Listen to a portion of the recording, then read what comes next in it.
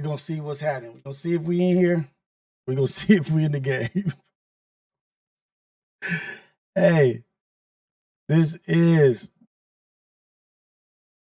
Oh, wait, let me see what we did. Here we in the building. This is the AM Wake Up Show, the return. Nobody knew. Nobody knows. This is brand new. It's on me. I don't know. This is Rios. We do the coffee with Rios. We do the lives with Rios. We do the R files. But this is the return of the AM Wake Up Show. I've been bamboozled. I had plans to do something else, but to build something else, to do something. But sometimes you got to pivot and just go for what you know. So we are pivoting. We do now have the 2 channels. I have not been on this channel in a long time because I was trying to build up the Mr. Jason Rios channel to do lives there. But looking like, hey, what's up, club? Mr. Nasty. What's up, Mr. Nasty? I would just call you Mr. Nasty in the building. But this is what I've been trying to do, okay? So this was not the original plan, but when things come up, you got to adjust, assess, address, and adjust. So we in here, just making sure people get up in here, talking to people. I am live on 5 platforms right now. I am live on Facebook, Kick, X, I think maybe TikTok. I don't know. We'll see. Whatever I'm live on, I'm live on. I'm trying to do some shit. But shout out to everybody in here. Shout out to all y'all, man. I'm trying to get the multiple chats to embed over here, but I'll figure that out later. But let's just get to chopping it up about the things I want to talk about, man. We got school back in session. School is back in session and the kids are back in school. And we are reminded about how difficult parenting is. Parenting ain't for the weak. Parenting is not for the weak of heart. You got to kind of be a beast to be a parent out here, man. You got to be ready to go to war with your kids every morning. Every morning is a battle. Every morning is something. Every morning is I'm trying to have a conversation with you. Hey. Oh, shoot. Every morning is a battle. You're trying to get a conversation going. They being short with you. They don't want to talk. They want to look at their phone. They want to look at the next whatever. It's like, damn, what am I missing? Where am I getting this wrong at? I'm just trying to be nice. I'm just trying to take you to school. I'm just trying to get you there on time. I'm just trying to make you some breakfast. I'm just trying to make sure you look good and clean and presentable when you go to school. Why are you acting like I'm the enemy? And you have that to look forward to 5 days a week, 4 weeks a month, 12 months, 10 months out the year. What up, Master Lee? How I'm sounding? If something is wrong, please let me know. If it don't sound good, let me know. Please. Get your coffee, get your tea, get whatever it is that you need. Okay, I might need to raise the volume up. Raise the volume up on there. Yeah. We good? So I raised the volume up a little bit. Yeah. Okay. Sound good. Struggling. First week, both kids back in school, high school and elementary. But the good thing is back to the regular scheduled program, back to being up in here at a regular time. We're going to be in here, trying to be in here at 9 o'clock on the dot right now. 9 o'clock on the dot, Monday through Friday, the AM Wake Up Show at Rios. We got a lot of stuff to talk about. We're talking about the difficulties of parenting, how you just trying to give you all, but kids just be, like Master Lee says, challenging you on every freaking topic. Every corner you go is a challenge. Put your shoes on. Put this on. Oh, I don't like those shoes. Oh, I don't like this. Oh, why I got to do this? Oh, why are you making me this? Because this is what you eat. That's why I made it. You say you like this. I didn't just make it for no reason. I'm just trying to think of how hard was I on my parents? Was I this hard on my parents? And this is what's happening? Whatever. Coffee be saving my life. Coffee be saving my life right now. I understand why adults was drinking coffee like crazy when I was a kid. I need coffee every morning. I got to deal with my kids' schooling every morning. But speaking of parenting, I want to talk about the Newmans. Shout out to the Newman family. Shout out to the Newman family. I don't want to disrespect or anything like that, but they're going through their own struggles. I've been seeing Julian Newman going at Stephen Jackson, Matt Barnes, Jeff Teague, and his all the vicious shows getting into it with them, but they also are mentioning Julian Newman. I mentioned Julian Newman. Somebody else caught the wrath of Julian Newman because what I said sparked the conversation over there. Very glad I dodged that bullet, but I said he was like mid syndrome. Like he looked like he was supposed to be born a certain way, but he wasn't. Eyes is closed. Kind of creepy wanting his sister to be in OnlyFans at 18. As soon as she turned, oh, we don't want her to be in, like, it was no sexual thing. It was just we wanted her to wait, what's going on? We wanted her to just be sexy on OnlyFans. And that's where I got a problem. Is like, I don't care what you're doing. You're still sexualizing your sister as soon as she turns 18 for perverts that have been watching her since she was a baby. They've been watching her since she's a baby. As soon as she turns 18, you want her to have an OnlyFans. Oh, not know this and that. And then randomly a sex tape comes out. A real leaked sex tape of his sister comes out. And now they're a little bit more viral. They're a little bit more attention on the family or on what they're doing. He boxes for Aiden Ross, and now he says he's a dual sport person because he plays basketball and he boxes. But my question is, the father, how do you feel as a father that this is the outcome of all the hard work you put in? Because I'm not going to take anything from him of not trying to make his kids successful and putting a lot of energy into his children. But what was good and what was bad? What was good and what was bad? Now it got them out here looking like the Hills Have Eyes type shit. Like the way they talking about shit is like Hills Have Eyes kind of relationship. You wanted them to be in the NBA. You pushed them to play basketball. You push them. But this is why you have to push other things. You can't just have a prep academy and build an academy for your kids to be good at basketball. You got to teach everything. You got to have them on it, man. You got to be education based. You got to tell them like, no, you could be great at other things. You don't have to be great at this. You could be great at other shit. But I don't know how I would react as a dad, but if my son ever said I was pushing my sister to be on OnlyFans, I'm gonna whoop his ass.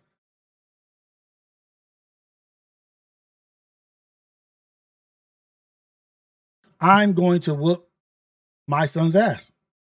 And I'll let everybody know. Anybody can know, everybody can know. That's not something that's acceptable in our family. Under our roof, under what I provide, that is unacceptable.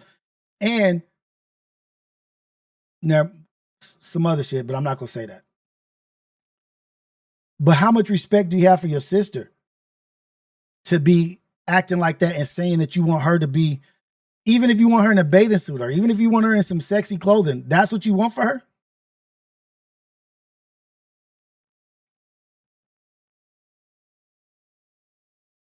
But I have some videos of the latest of this dude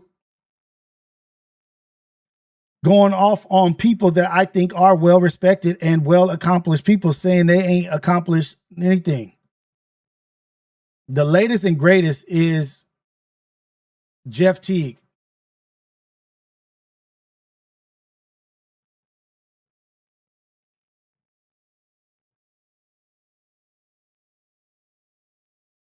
just sent me a little clip of the Jeff Teague sorry ass podcast. What's it called? 520 or something?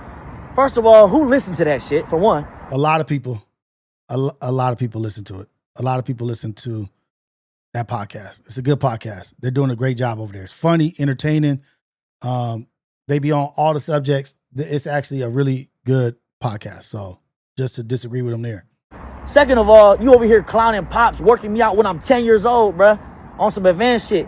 And that's the #1 training video of all time. It got 20-something million views. You didn't work out to it. No.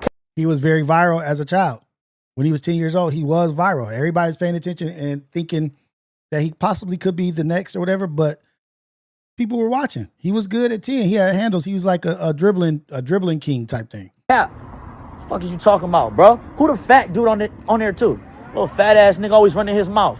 Talking about, oh, his sister know how to dribble some mother, but you a clown, bro. When she was a young girl, you was sexualizing her. You know what I'm saying? You weird as hell. Get some pussy.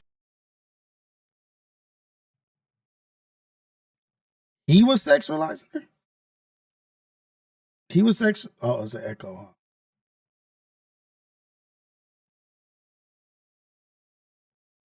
huh? I don't get that. I don't get that he was sexualizing her. That's something that he's just adding and putting on there.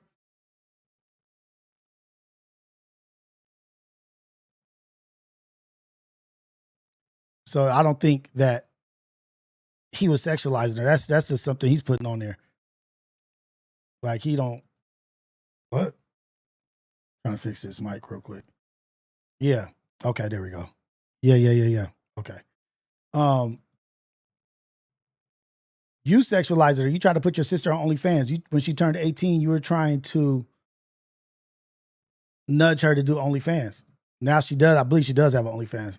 In your real life, bro. You know what I'm saying, bro? On Twitter looking for Jada Newman. Bro's a clown. I'm my mama. You's a clown, bro. Wait till I see you in person. Someone comment his fat ass name. Boy's a clown. One of the bros.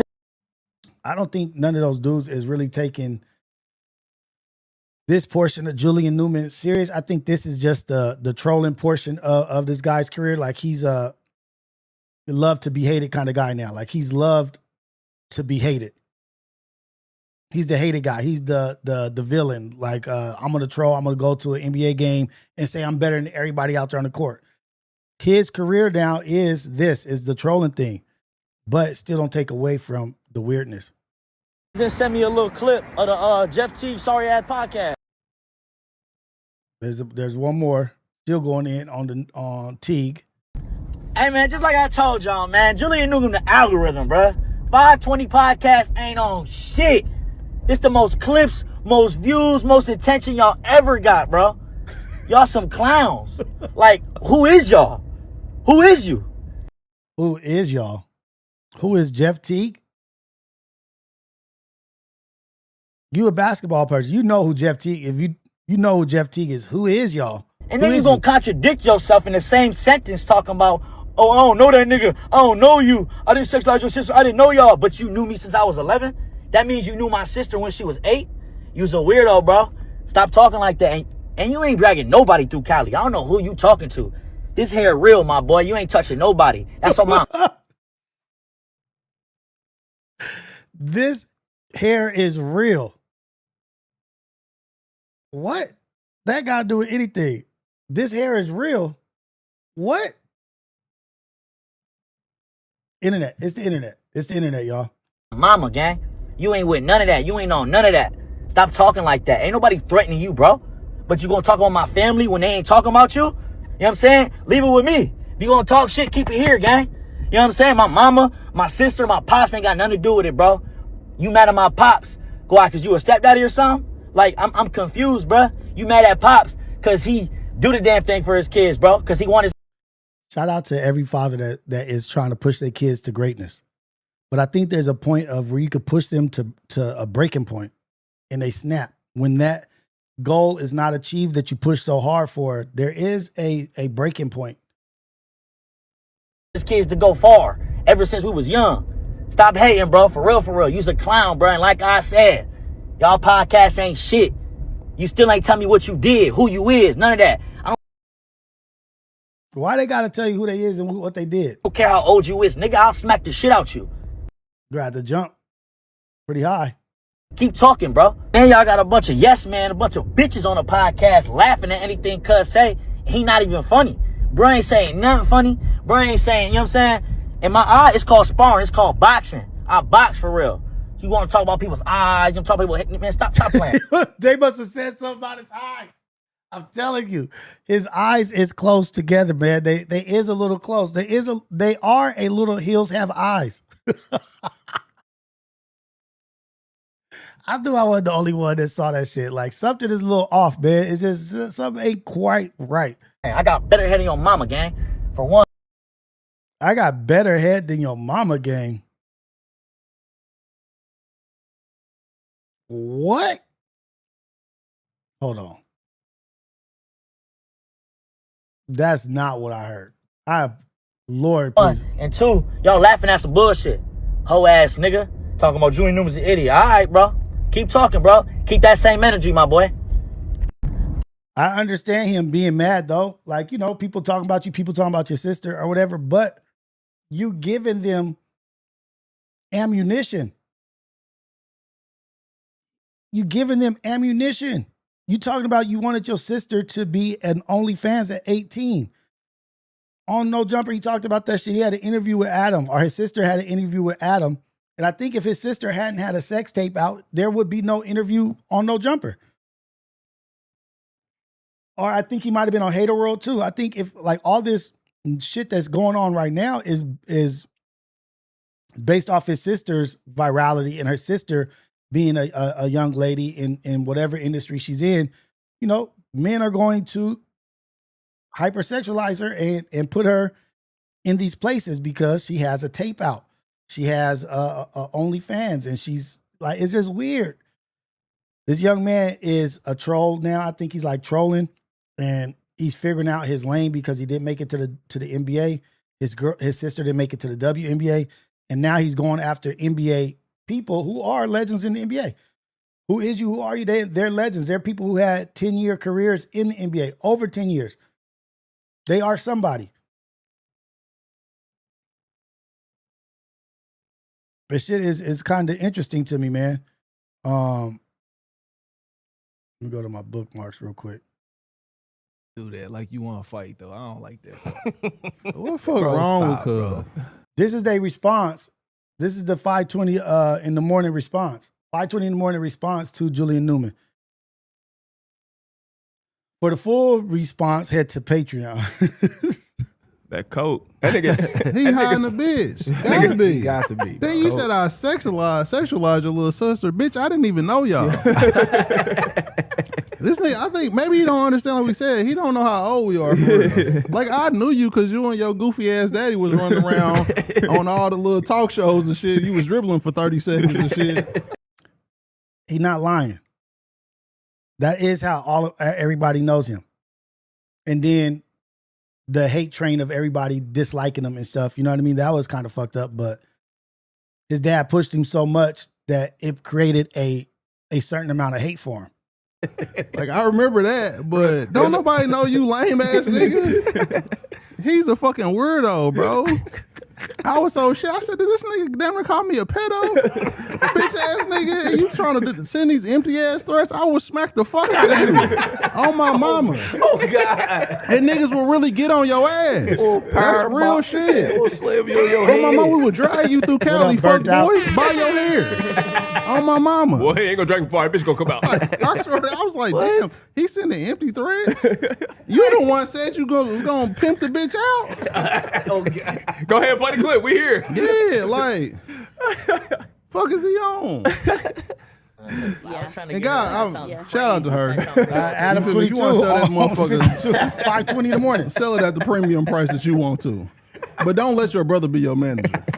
Please don't, because he gonna fuck the bag up. Crazy. It sound Creole. Take the wrong way. When she was 18, I tried to get her to make OnlyFans. Come on. Stop. Don't take it the wrong way, but when she turned 18, I try to get her to make OnlyFans. Come on, man. What type is of brother you are doing, you? bro? And where's the daddy? Fire that nigga. I think that is the majority of the people's thoughts on this situation. Fathers, men, that's the majority of our thoughts is like, what? Like that, you super out of line. Out of line, beyond out of line. Your stupid ass dad, he already lost 103 to 12 last year, so bitch, clearly you can't coach. Get your stupid ass on. You need to get back in your household, fuck nigga, because your family is embarrassing the brand for real, nigga. Got this nigga sitting down next to her. She just dumb as hell sitting next to him. Like, don't even know what to say. Like, damn. Nigga, Adam's so crazy. Adam looking like, nigga, is you cool? Did you just say you was gonna pimp your sister out? Then he talking about the sex tape, bitch ass nigga, you probably leaked it. He talking about it. Nigga, they talking about it. 'Cause Adam's like, is it news or not? He said, no, it's a full thing. It's not a good look. It's not a good look. And we started the show off today talking about parenting, and it's not easy parenting. I've made plenty of mistakes parenting as a father. I got a lot of regrets, but I'm trying to get better and learning. I'm just wondering how the father feels. Like, where is he at with this? She on that motherfucker clowning, doing all kind of tricks. Hey, did you see how I ain't watching though? I ain't watching though. Yeah, you did, fuck nigga. Probably had your wood in your hand, weird ass nigga. Probably done whacked out to another nigga hammer your sister. Fuck ass Damn. nigga.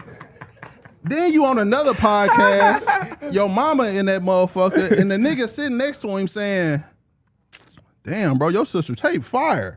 He just laughing like, you got that, Mel? You told him that, cuz. Damn, I didn't know about that. Excuse me? Man, Wait. what? On my mama, this. See, that's the thing. Now people are clowning, like that's sneak dissing, like trying to like not even sneak dissing, but trying you in front of your mom about your sister's sex tape. I don't know what they talking about. I haven't seen it. I'm pretty sure they're about to show it. But that's that slick shit, like trying to see what they could get away with. How much you gonna let them say? At some point, you gotta. Well, maybe all attention is good attention. I don't know. Nigga's a bitch. Right here. So I obviously saw the stuff with your sister. Yeah. I went and checked it out. You told me you spent a couple hours on that. I checked it out. Not a couple hours. Like less, probably an hour.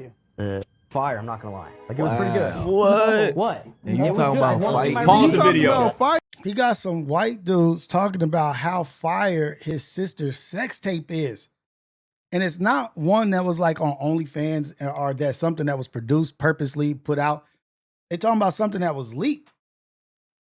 That was leaked, supposedly leaked without her permission. And they talking about how fire it is. And you right there just hee ha ha. And you talking about these dudes on this show, hee ha ha. And they laughing at you. And what's going on? You're on a podcast with these three white dudes, whoever they are, making fun of you in your face and talking about your sister's sex tape. Like this is when you're supposed to be mad. This is when you're supposed to fire off on people with your boxing skills. Fuck Talk ass about nigga. what? Oh, this motherfucker sitting right next to you telling you your sister is ornery on camera. Whoa. And your mama there, nigga. What? His mama is standing in the back of the cameras listening to this shit. Oh, He like, oh, he's sitting there wilding. Boy, you's a bitch. Ain't nobody worried about you. That's crazy, bro. that's crazy work. Hella disrespectful, bro. Fuck that nigga. Fuck cuz. Respect. Everybody, I swear. I know people say cuz from different places or whatever, but I've just been noticing the uptick in cuz. Everybody's saying cuz. That shit is funny and crazy. Like, damn. Shit done took off all over the world. I know people say cuz for cousins and like endearment, term of endearment other places, but I just been hearing an uptick in cuz. God, bro. People sending me shit. I'm like, y'all, don't worry about this nigga, man. Leave him alone, bro. He crashing out. Don't even know what he doing. Embarrassing his family. Then he make a video talking about his loved ones ain't standing up for him because they see you's a bitch, bro. You don't stand for shit. Well, at least his eyes open in this one. Oh, you know what I'm saying? Yo. So-and-so said this, so-and-so hating. Bro, if you really rock with me, if you really mess with me, you supposed to check that person for one. No. First of all, they not supposed to feel comfortable talking to you about me. Enough. If we Oh, The people is feeling comfortable enough talking about you to you. The people are comfortable enough talking about your sister to you in front of your mom about how fire her sex game is. That shit is unthinkable to sit there and let somebody do that shit to you and talk about your sister's sex game while your mom is watching. That's Here's the thing, cold. no more. I'm so sick of this nigga, bro. Please tap into the Patreon today's episode, man. That nigga daddy need to get on camera. I want to meet them. That's what I'm saying. Damn, that's Now I want to meet these niggas. You gotta get your household together, nigga. Hey, Nigga, I'm a hell of a stepdaddy. I'll step in, nigga. I got enough money to take care of the family. I'll get some order in that bitch on my mama. Get some shit handled in there, cuz. Hey, remember he lost that game and got an upgrade from his job. He got promoted after that. Nah, tap into the Patreon tonight, man. We go over him telling T that he worked out in his video. He was doing advanced training. He was throwing balls at that nigga. Should have hit that nigga with a bowling ball, stupid ass nigga. He told Jeff he worked out some Like, Jeff was in the NBA. nigga, I was in the This nigga's NBA. retarded. I said, bro, we are grown as hell. Niggas already had man, like I don't know what to really think about. Like I do know my main thing is I want to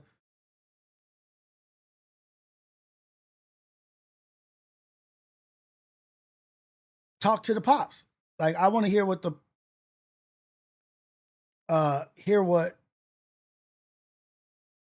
his dad has to say, if his dad is in agreement or if his dad is upset or in, like, this is the time to step up and share how you feel and what you think about what's going on with your kids. If this is what the direction you support, what you don't support, shit is really strange to me because he's been super involved in his family's life.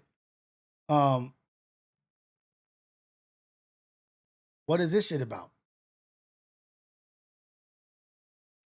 And it's what's happening, Mel Strange? What's going down? What's up with all the people in the chat? I appreciate y'all. Of course, I appreciate everybody in here.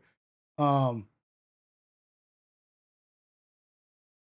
not saying everybody can say nobody can say cuz or this and that, but I've just been noticing like the cuz is a very, don't take it personal. I'm not trying to get at you, but I've been seeing that cuz is a major word. Like everybody say that shit. I know people up north say it, not because of gang-related shit. I know people down south say it because of not gang-related shit, but just an uptick. Even Julian Newman, cuz. A.B. and Dean, cuz. Like, it's just cuz everywhere. What up, Pot Lord? What's going down, man? I swear to God, I gotta get with Pot Lord, man. Hey, why I can't come on BBE? Why I can't come on Pot Lord? Why I can't be on out there with you, man? The fuck with your boy, man. We got a lot to talk about. A lot of changes have happened. You know, I want to discuss some things. I want to ask you some questions and congratulations to you and all your success and everything. Congratulations and shout out to everybody who's in here right now on GP. I haven't been watching. I don't be watching trials. I don't watch cases and things like that. But I have been paying attention to how you ain't invited me, Pot Lord. Shout out to you and everything that you got going on, man. Shout out to House Phone. Shout out to Blazzy. Shout out to Pot Lord, man. You know, man, get me on, man. Get me in the algorithm. Let me get introduced to some people, man. Because y'all the cool motherfuckers anyway. Help me out with my fashion. Tell me what I'm doing wrong. Like, I know I look old. Look at Coach Uncle Rios. Coach Uncle Rios out there dressed like a PE teacher. Hook me up, cuz. Like, get me in the game. On GP, shout out to everybody here. On General Purposes, shout out to everybody in here, man. Let me see. I'm gonna move this mic a little closer.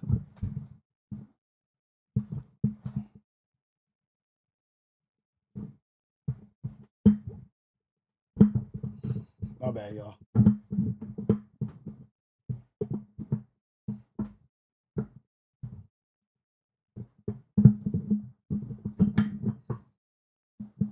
There we go. My bad.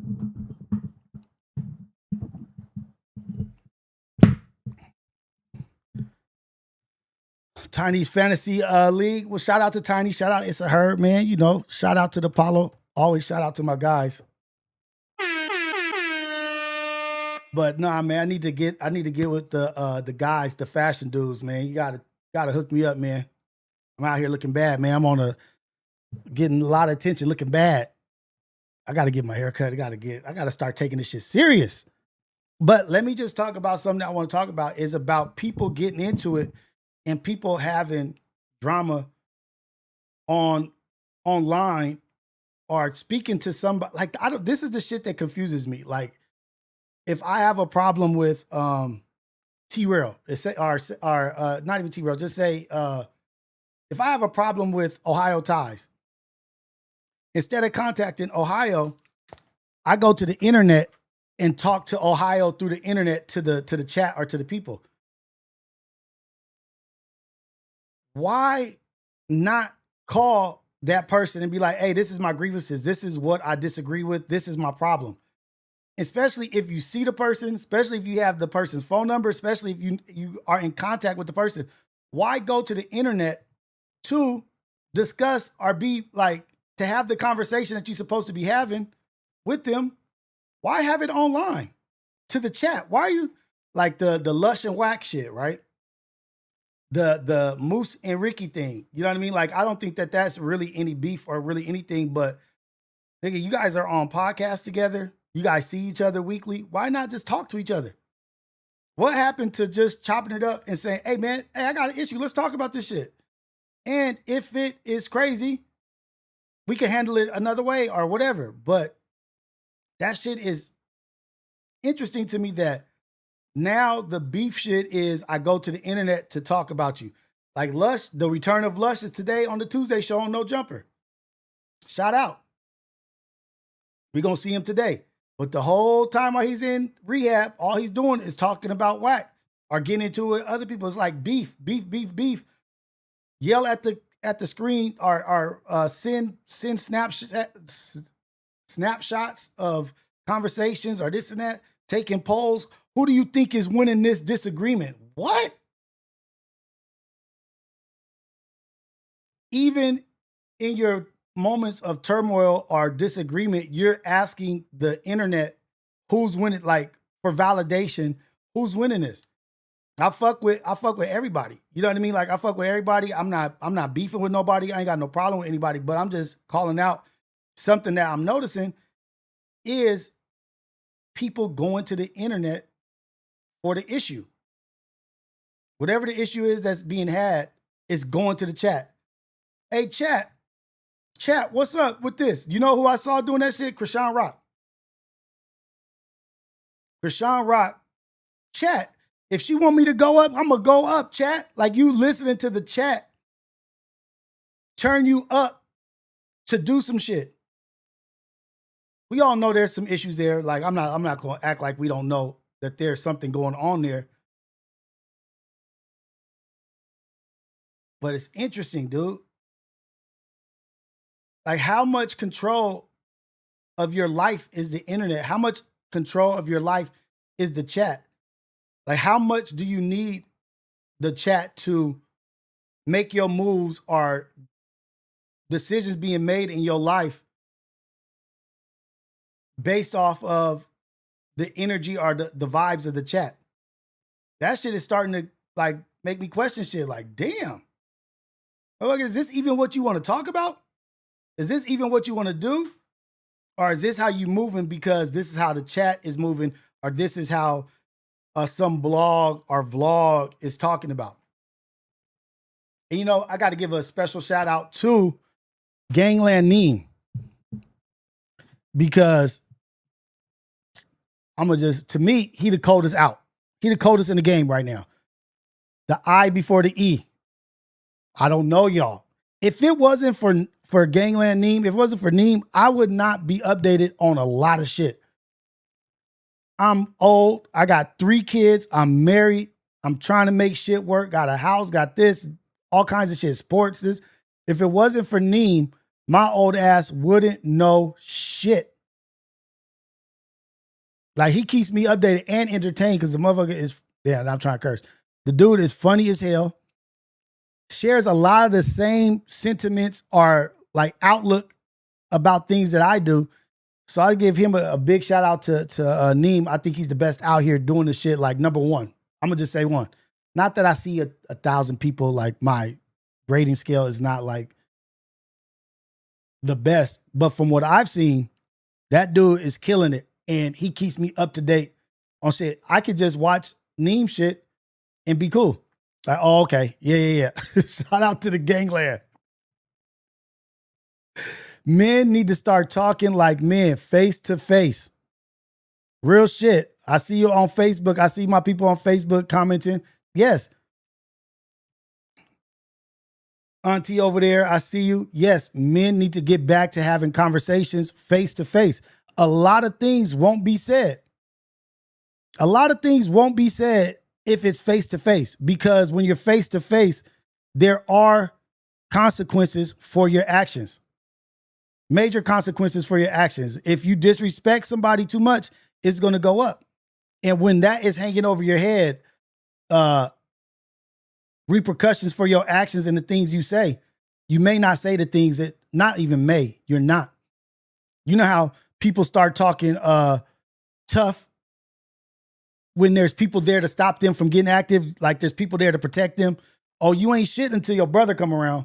Oh, you ain't talking no shit until the teachers get here or law enforcement. Now all of a sudden you tough because you know there's no possibility of you getting your ass whooped because now there's a barrier in between us. Let's start having and reserving time to have these conversations in real life. Have these conversations. Sit down with these people. I think if you bring up somebody's people, somebody's family outside of who they are, it is a mandatory, not a mandatory fade. I'm not saying that. I'm not saying we got to resort to violence. It's a mandatory sit down. Just like how the boxers do before fights. Go sit your ass down and go say the shit that you were saying at that table with you and him. Do you still have the same balls? Do you still have the same attitude about the things that you're saying? The same energy. Keep that same energy. You know how they say, keep that same energy. Holla at me when you see me in the streets. Holla at me when you see me. Then Lush kind of goes in on Doughboy, kind of doing the same shit to Doughboy that he's complaining about Whack 100 doing to him. Calling Doughboy a P-U-S-S-Y, calling him a B-I-T-C-H, a H-O-E. All while we know Doughboy is going through his own mental shit. So he should understand what Doughboy's going through.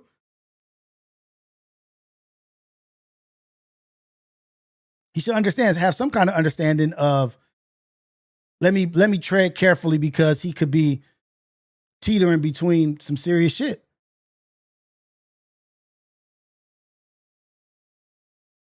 So who's the bully now?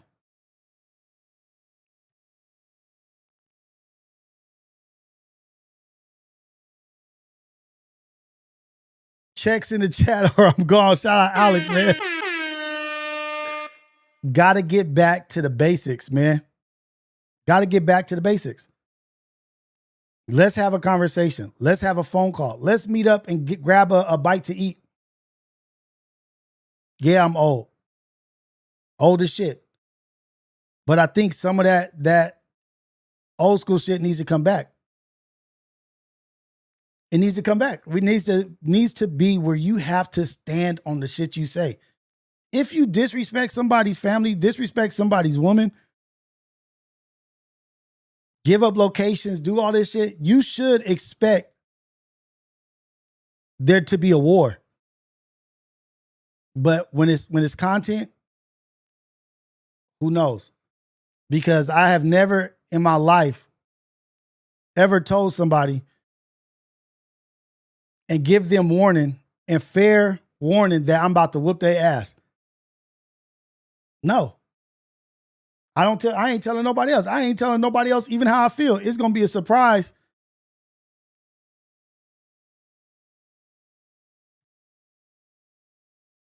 I don't know what's up with Doughboy and Kev on stage. I haven't seen anything about that. What happened with Doughboy and Kev on stage? Seems like Kev on stage was a good mentor for him. Kev on stage seems like a good dude. I don't know. Shout out to Doughboy. Doughboy just did a hold on. Damn.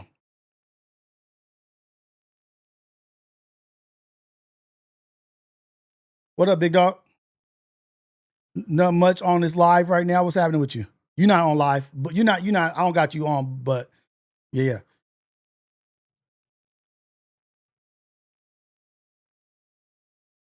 Okay. Are you on this side of town? I'm glad you called because I got some shit I want to proposition you about too. Talk to you about some shit that I'm trying to get going. All right, for sure. All right.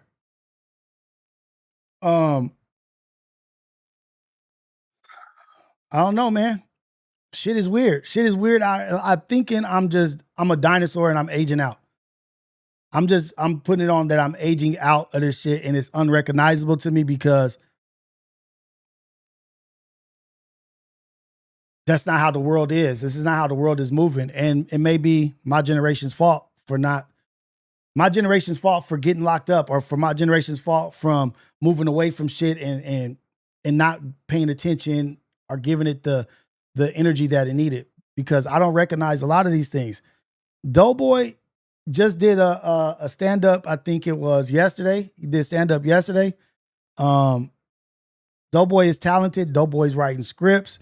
He's doing a lot of shit, man. Like, and I'm rooting for everybody. I'm rooting for Lush to be sober, to be clean and healthy. I'm rooting for absolutely everybody to be on some good shit and be successful and move forward. But shit is, people keep saying the circus. Shit is a fucking circus. The Blueface shit and Krishan, nigga, I don't know what in the world that shit is. I have no fucking clue. I can't even wrap my mind around how that world is even a thing.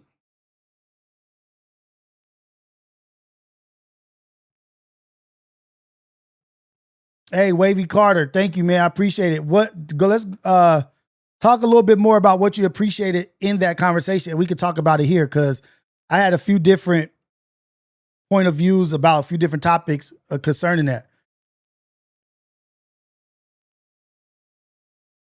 The baby shower was confusing. The baby shower shit was confusing.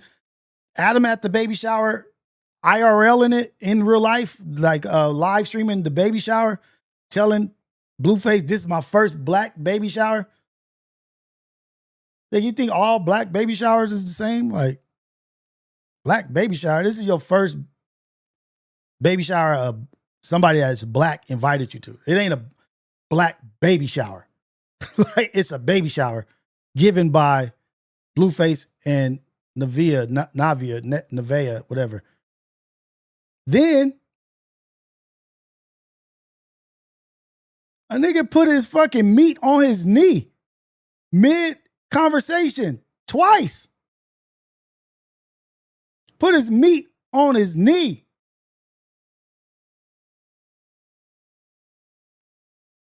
How much can you expect?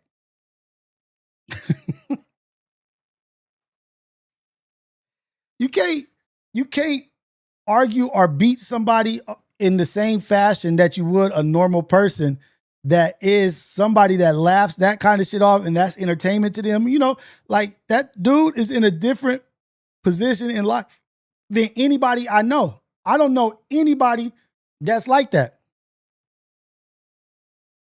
As freely with his wife and as freely as with her going on things and this is content and this and that and making these things, that shit is unrecognizable to me. I don't get it.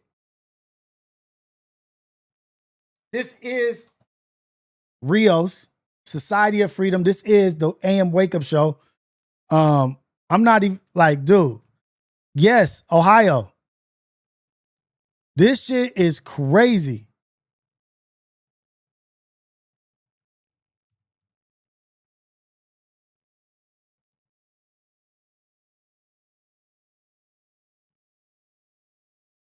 What Wack tell you? This shit tripped me the fuck out. I'm from the community too, though. I feel like he was trying to talk shit when he said that. No, he said that because he's telling you it's only one nigga from Compton like me. Oh, okay. You feel that motherfucker on your knee? Your dick is so on my knee right now. What? That motherfucker huge. What kind of? Yeah. Yo, for real.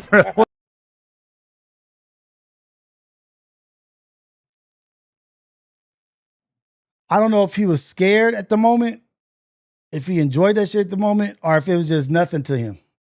But that's worse than somebody spitting on you. There's no way somebody can do that and then not be a fucking top tier 100 red alert issue. What the fuck? Now you feel that motherfucker on your knee? I got that nigga shook. Guess what? My name's Scooter. But you don't know Young Scooter? No, that nigga know me though. Your name is, he's dead, so he can't, but. No, my name is, I'm from Compton. I know, but he's from Atlanta. I'm Blue Stylist. Yeah? Yeah. That's good. But Yeah. like, you never heard of Young Scooter? No, he heard a big Scooter though. Damn, he fell jumping over a fence, man. If I could push over here and fall into the bush, that could be a good you clip, gonna add me to the puzzle or what? To the what? To the puzzle. What's the buzzer? The puzzle. Puzzle? What's the puzzle? I'm a big dog to the puzzle to me and Lena. Oh. I don't know, man. No, yeah. We never seen your work. Oh my God, bro. You Yeah. Add me to the puzzle with Lena. Stop putting your dick on me. What the fuck? He's like, it's like pushing it into my knee. Oh, you see that? They're saying you off a honey pack. Well, Wack tell you.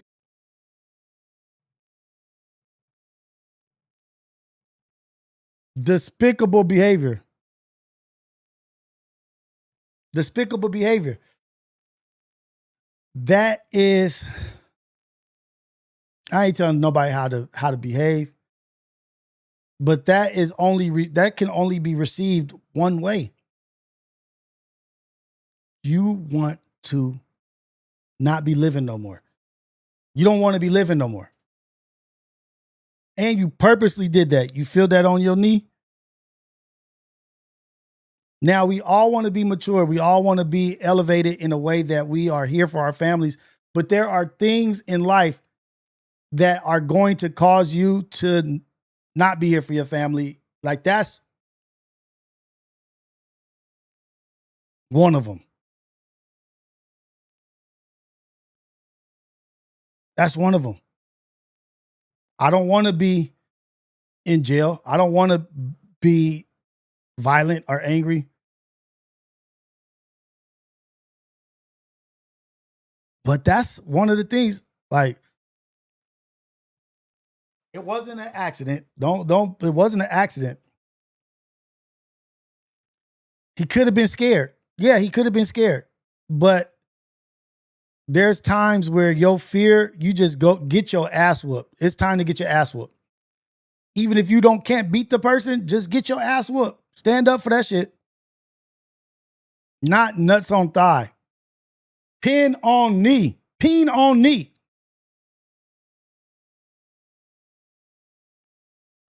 I can't wait to talk to him about that shit today. That is something that needs to be addressed. Is this something that happens quite often?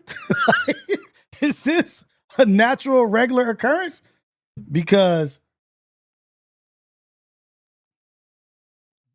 barbers get killed for dang it. Barbers get dealt with for BS stuff like that.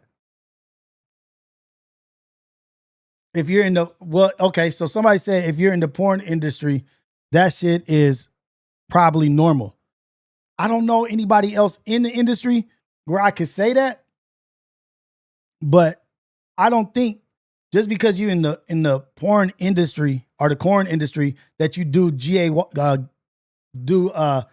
homosexual stuff. Like if you just with a girl, you getting on with a girl, two girls, whatever, that I don't think that makes you susceptible to a person putting a peen on your knee on your live.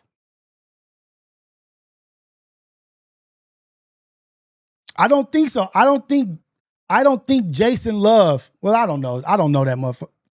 I don't know that person. So I don't know what he would accept or not accept. I don't know those, but I don't know anybody in the industry personally where I can say yay or nay to that. To me, I'm just going to side with no, that's not normal. The barriers are blurrier in that industry. Lines aren't clear. You may be right. But if the lines aren't clear, when the opportunity arises, you clear those lines up. Hey, what the fuck you doing? If the lines is blurred, okay, I get it. The lines is blurred. What the fuck are you doing? I'll beat your ass. Don't ever fucking do that. Oh, my bad. That's what Atticus did. If that lines are blurred with them like that, then that. The second time,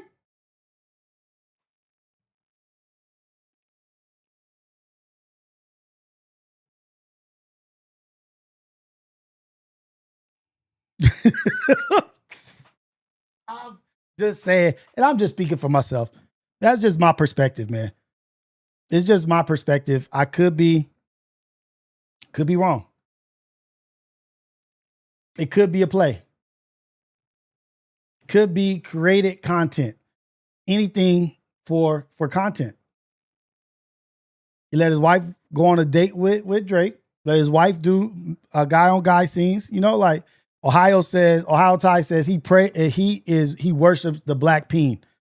Possibly. That could be, I don't know. I can't say yes or no.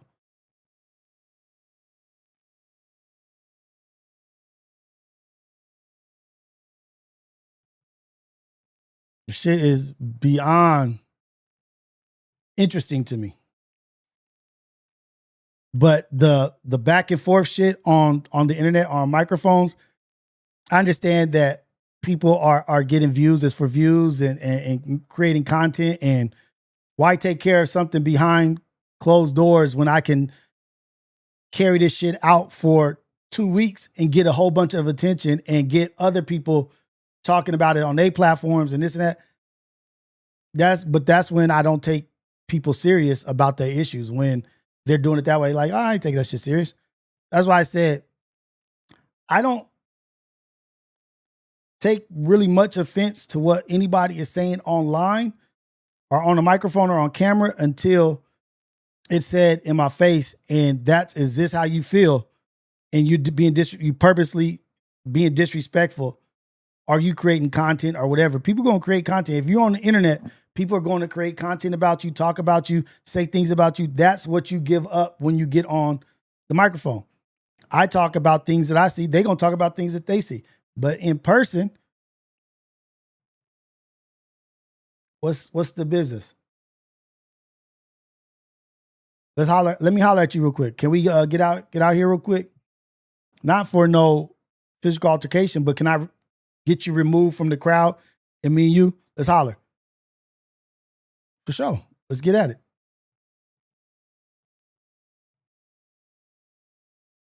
Yeah, I'll be at No Jumper today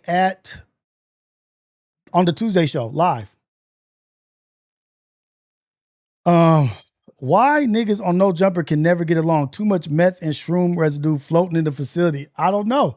Because I think what happens is you get a taste of virality from altercation, or you see other people going up and getting attention because of that kind of behavior. So you're like, how can I get in the ring and get talked about, or how do I throw my name in the ring?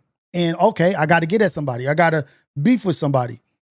And that becomes maybe the standard, or that becomes the protocol. I don't know. I'm not beefing with nobody. I refuse to beef with anybody on the internet.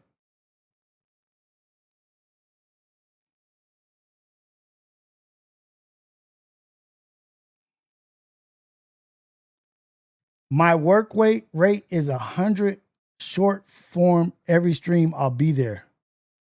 I don't even know if my shit, I don't even think I'm even worth 100. I don't think I'm even worth that.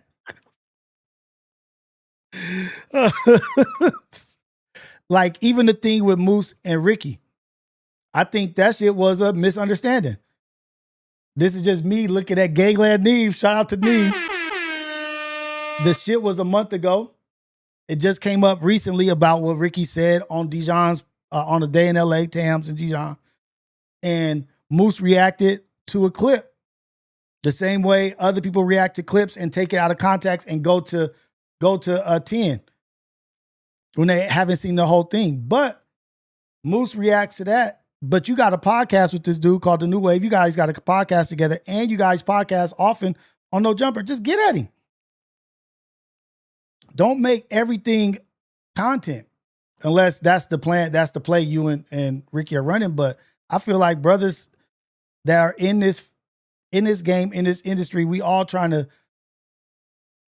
step up and do shit and be productive. Make that phone call first. Make the phone call first. Make that phone call first. Like, hey, dog, what is this shit I just saw?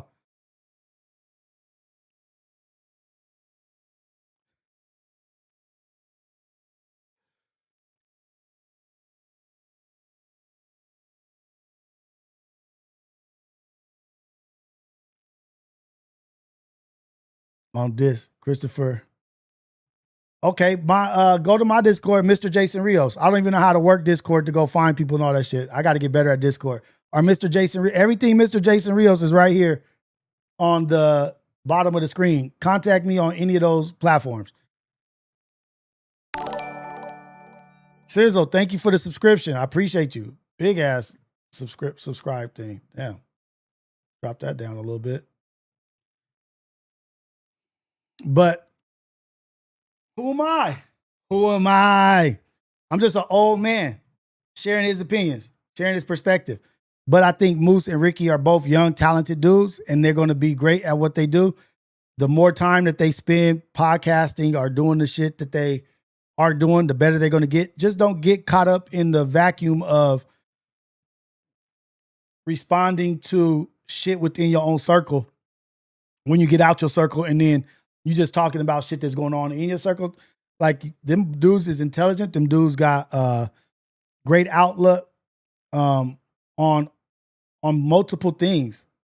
Don't just get stuck in in-house conversation.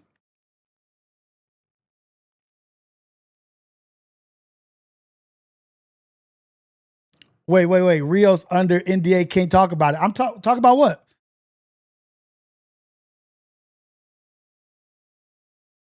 Talk about what? It's a herd. I don't know if Tiny is in here, but shout out to Tiny. Shout out to Apollo Shop, to everybody, man. I got to get with my guys, man. Burnt Out says, oh, let me see if I could do this in bed chat shit.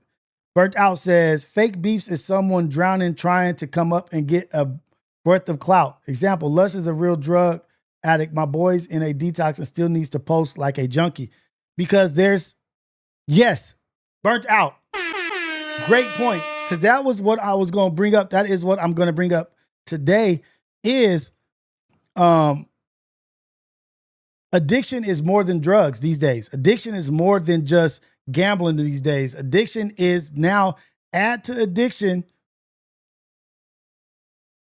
clout and attention are needing to be in the mix and having that be your life and having to be a part of the program. Like, oh, I need to be mentioned. Oh, they talking about me. If they're not talking about me, I'm not in the program. Yeah, who cares if I said things purposely on my channel, this channel right here, purposely said things and defended people purposely to lose followers that thought the other way. Strategically supported and said things that I knew the people that I didn't appreciate in the chat would make them leave because they were fair weather fans. I had to take a stance on certain shit so that they can be like, oh, I can't fuck with that. But I purposely, who gives a fuck about having views? Well, not who gives a fuck. A lot of people give a fuck.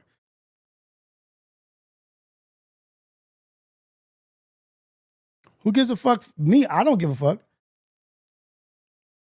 Who you talking about? Like, who am I talking about as in people that, like, fans that I lost purposely? It's a ton of them.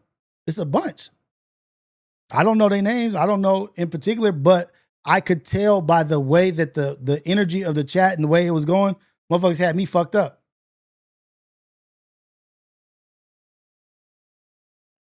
Oh, let me go ahead and get this cleared. Let me get this cleared up right now.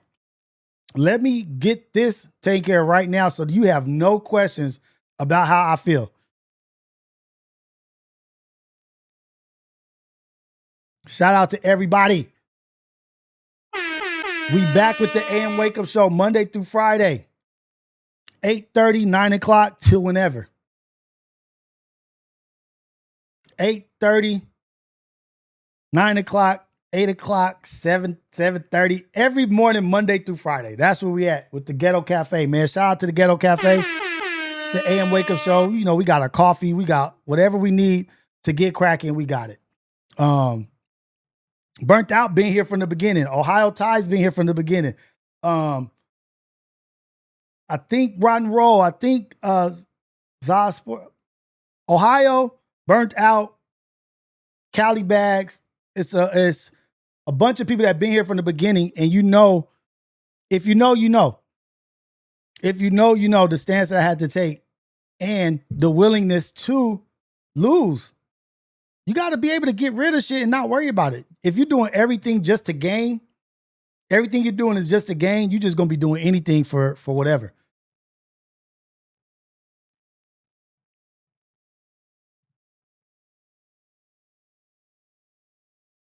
Hey, I am streaming on TikTok. There we go. Yeah, it is working.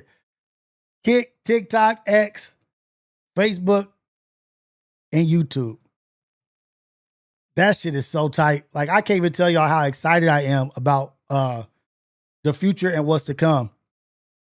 Because let me go ahead and talk about this shit because I can get this shit out the way. Hey, Wavy Carter, Financial Freedom Fridays. You know, Financial Freedom Fridays. Yeah. Greedy real ones know about the Financial Freedom Fridays. Shout out Cristiano. Cristiano's been here. Los DLT, Alberto's been here. Everybody. So I'm going to share this with you guys because things didn't go as I planned. I'm going to share this with you guys because this is the Ghetto Cafe and I fuck with y'all. You know I fuck with y'all heavy. The AM Wake Up Show is back because I had planned on what my plan was originally was to separate myself and my face from Society of Freedom and start Mr. Jason Rios YouTube channel, which I'm glad I did because I needed that monetization. I needed that that YouTube channel. I need both of them. But my plan was to split Society of Freedom in ownership. And so give people ownership in Society of Freedom and split it. You know, it's 15,000 subscribers, 15,000 viewers. And so my plan was through the summer was to separate myself from it, take my face off Society of Freedom and put it more so on Mr. Jason Rios YouTube channel and split the business of Society of Freedom, the LLC, the YouTube, and split that shit in 3 ways. I've been building Society of Freedom the idea was maybe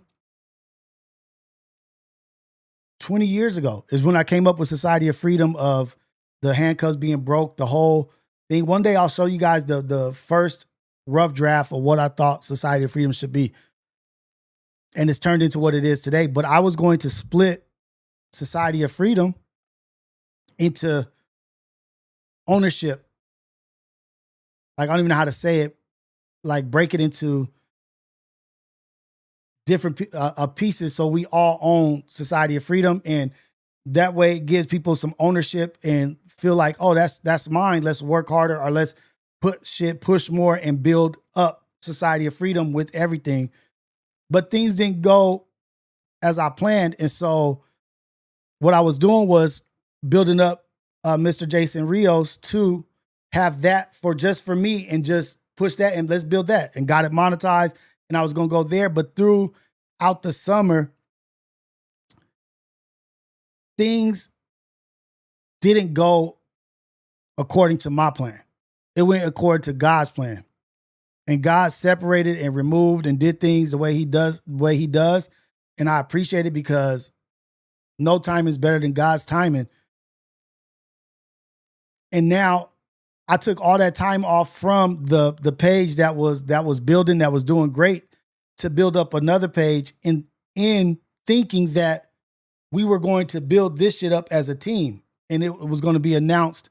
And I had a whole like little thing that I was going to do, but as I made decisions and did certain things didn't pan out the way I thought they were, and which was surprising to me.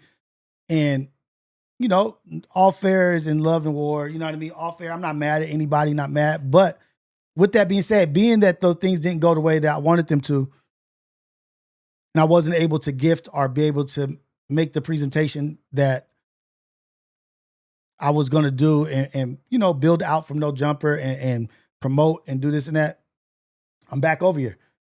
I'm back. Like, you know what? That part of the mission was not right.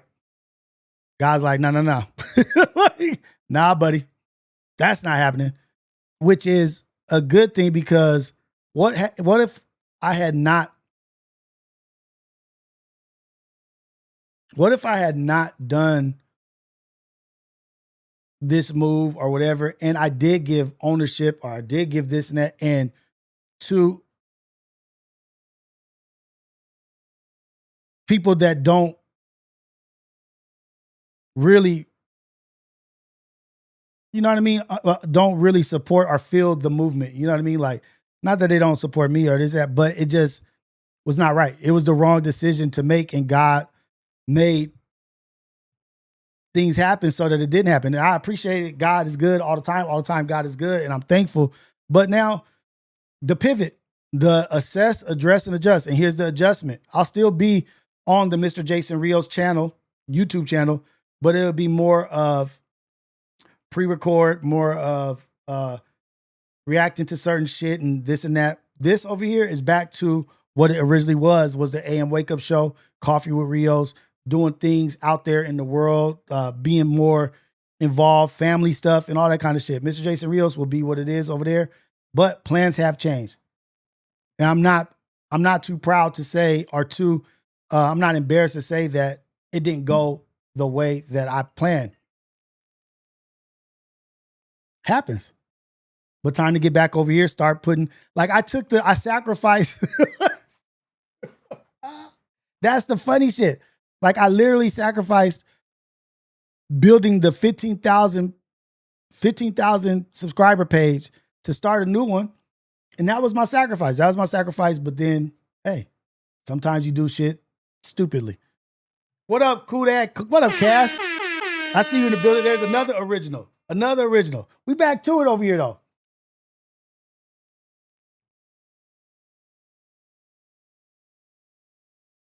Let me see what the people's saying.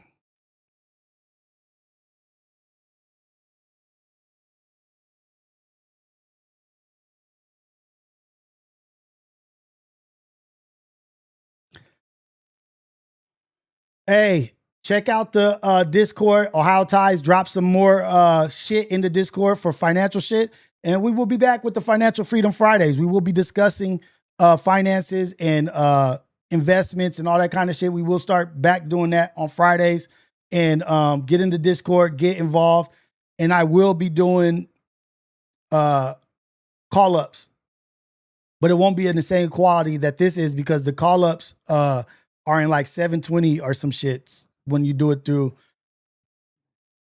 the platform that I'm using.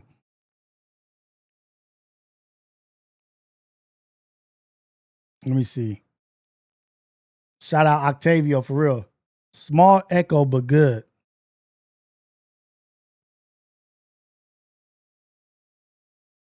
Nah, man. I still got my people here.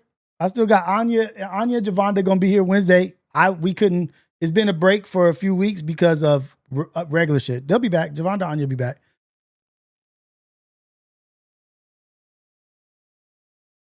The shows with substance never last.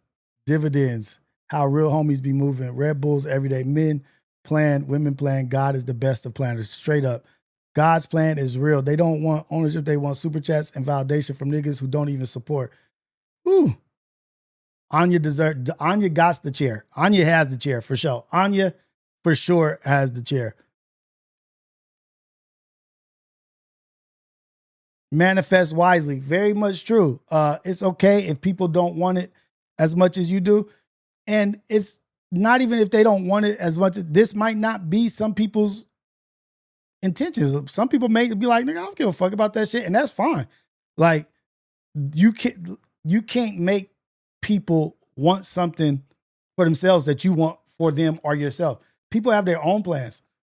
People have their own plans and the things that they want. And I support everybody in what they do and where they go, whatever their future endeavors, future journey, whatever it is, I support everybody in that. And shout out to Cute in the Kitchen. Shout out to my sister Camila. She was just not promoted, but just represented on Lunch Hour Podcast with Glasses Malone. Shout out to Camila for getting over there, getting the savory cupcakes over there. And shout out to Glasses Malone for showing support and doing that. That's big. Really love that. She's the same person that was on No Jumper that did it and promoted that. She's been blowing up. Shout out to Cute in the Kitchen, man. No, the women ain't did nothing. Women, what? Things happen. Facts. Like, I'm just checking out the chat.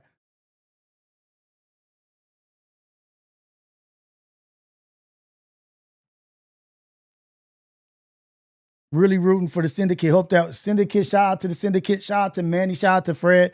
It's all love. Those are my brothers, and I wish the best. I pray for them. I pray for their families. Pray for their children. Pray for everybody. I wish the best and nothing but the best and nothing but positivity for my brothers. They just they didn't agree with what I was doing. That's all that is. Like, and that's fine. Like, people aren't going to agree with everything that you do. People are going to disagree or not support. Hey, people are going to behave the way that they behave, what they're comfortable with, how they deal with emotions is how they're going to deal with it. And they deal with it the best way that they can. And I have no harsh words for anybody. Now, they definitely, Manny and Fred, I said that from the beginning because I didn't want people getting my decisions mixed up with Manny and Fred, as in what I do means that they do. No, they weren't in support. God damn. They weren't in support of that from the beginning. They weren't in support of it from the beginning. And I made it clear because I didn't want people getting that mixed up as in, oh, what Rios does means that's what they support. No, they for sure did not support from the jump. And that's fine. And they had their reasoning why they didn't like it. And we disagreed openly. We agreed to disagree openly with each other. And it happened how it happened. And all love.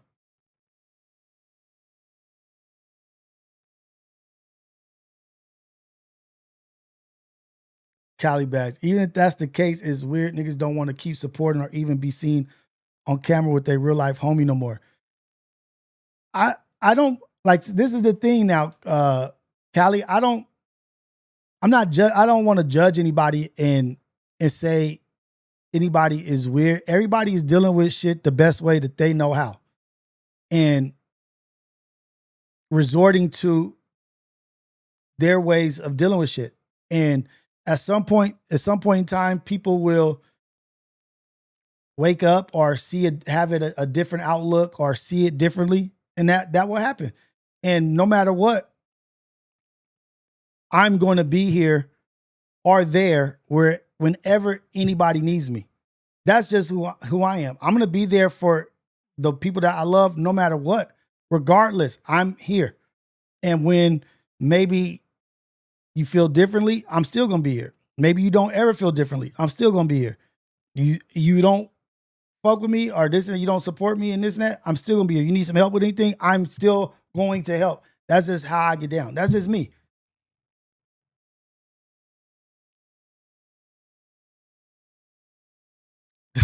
What did AD got to do with any of this? What does AD got to do with this? Shout out to AD, man. Shout out to Pud. They doing their thing. Shout out to AD starting his own, not his own, but doing reactions to House of Dragons. Game of Thrones shit. That shit is dope.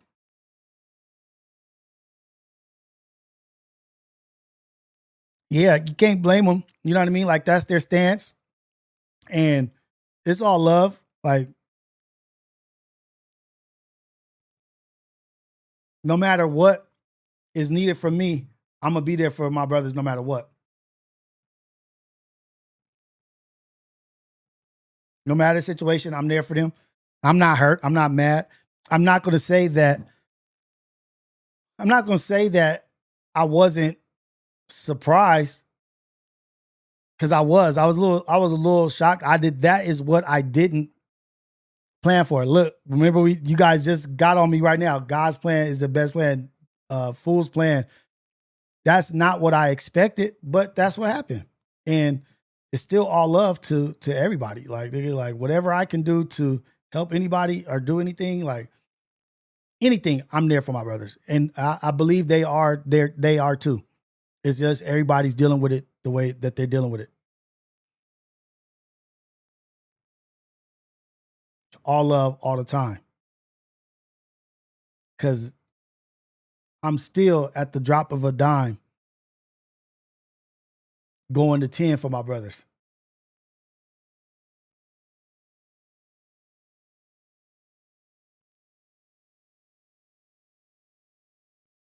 Why I gotta stop shouting out Pun? Shit. If it wasn't for Pun, none of this shit would be happening. I gotta shout out Pun. If it wasn't for Pun, none of this would be happening. Hey, Auntie. How you doing? I see you. I see my Facebook family in the building. Facebook family in the building. I'm just over here chopping it up, just talking. You know, this is the first morning back, so I feel it's only right to have a good conversation about what's been happening over the summer. I had a plan for the summer and a plan for coming out of the summer. The shit got tricky, or shit didn't go the way that I had it, but we just adjusting. And I'm back on this page because this is the beginning. We here with it. Shout out to all the family. Shout out to everybody in the chat. Shout out to everybody supporting on GP, on general purposes. I mess with y'all. I appreciate y'all.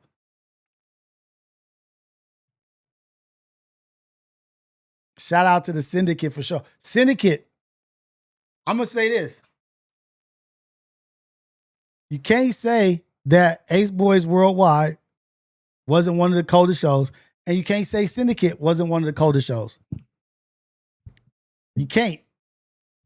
Because that shit, we all know. We all know the Syndicate was vicious. Still vicious. Go watch the reruns. I'm gonna start making new clips for the Syndicate, because I feel there was more that I could have done. I could have done more clips and more shorts and stuff, but you know, nigga be getting overwhelmed to get a little tired. Come to Apollo Rios. Come to Apollo. That's Apollo is family. Shout out Apollo.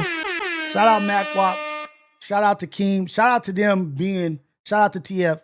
Shout out to them being consistently them and getting past any altercations or differences and putting the podcast and the stream as a priority and building. Shout out to them, because the consistency is vicious and the consistency is there and it's noticed, and it's TF had a good point. TF said, hey, y'all been knowing about this shit about Game and Kendrick this whole time and y'all ain't said nothing?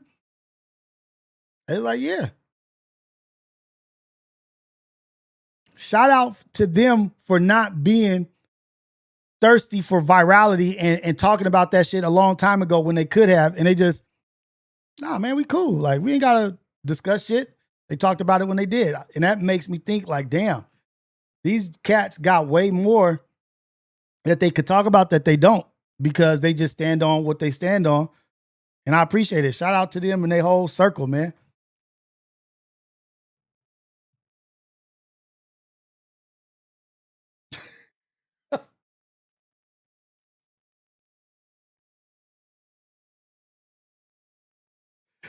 Oh, shit.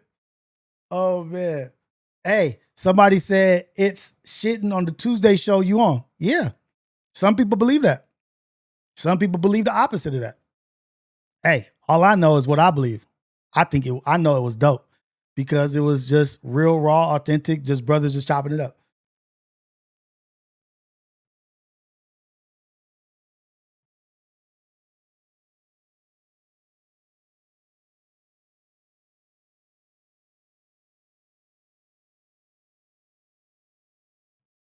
Hey, Ace Boys is the foundation. Many nights of laughing, plenty of entertainment.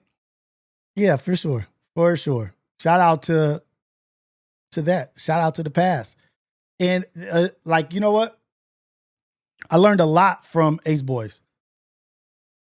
A lot about streaming, a lot about how to stream, the roadcaster, the microphone, the cameras, the setup, and how to get down and how to be what the A mic is. I didn't even know what A mics and B mics and all that shit, and like how to be in the front seat and not to be nervous to take the front seat and talk about some shit and do some shit. And it was a huge learning lesson, like very novice in the beginning. Like, you want to get in the front seat? Like, nah, I ain't. To where like, yeah, give me what? Ain't nothing.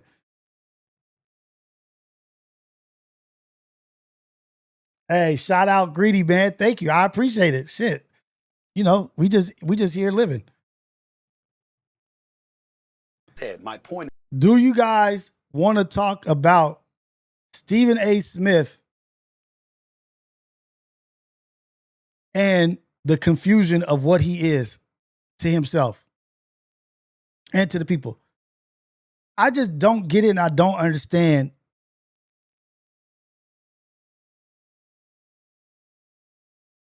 that he feels that he is owed a thumbs up or owed a certain kind of grade or reward from an established place as the way he's been going at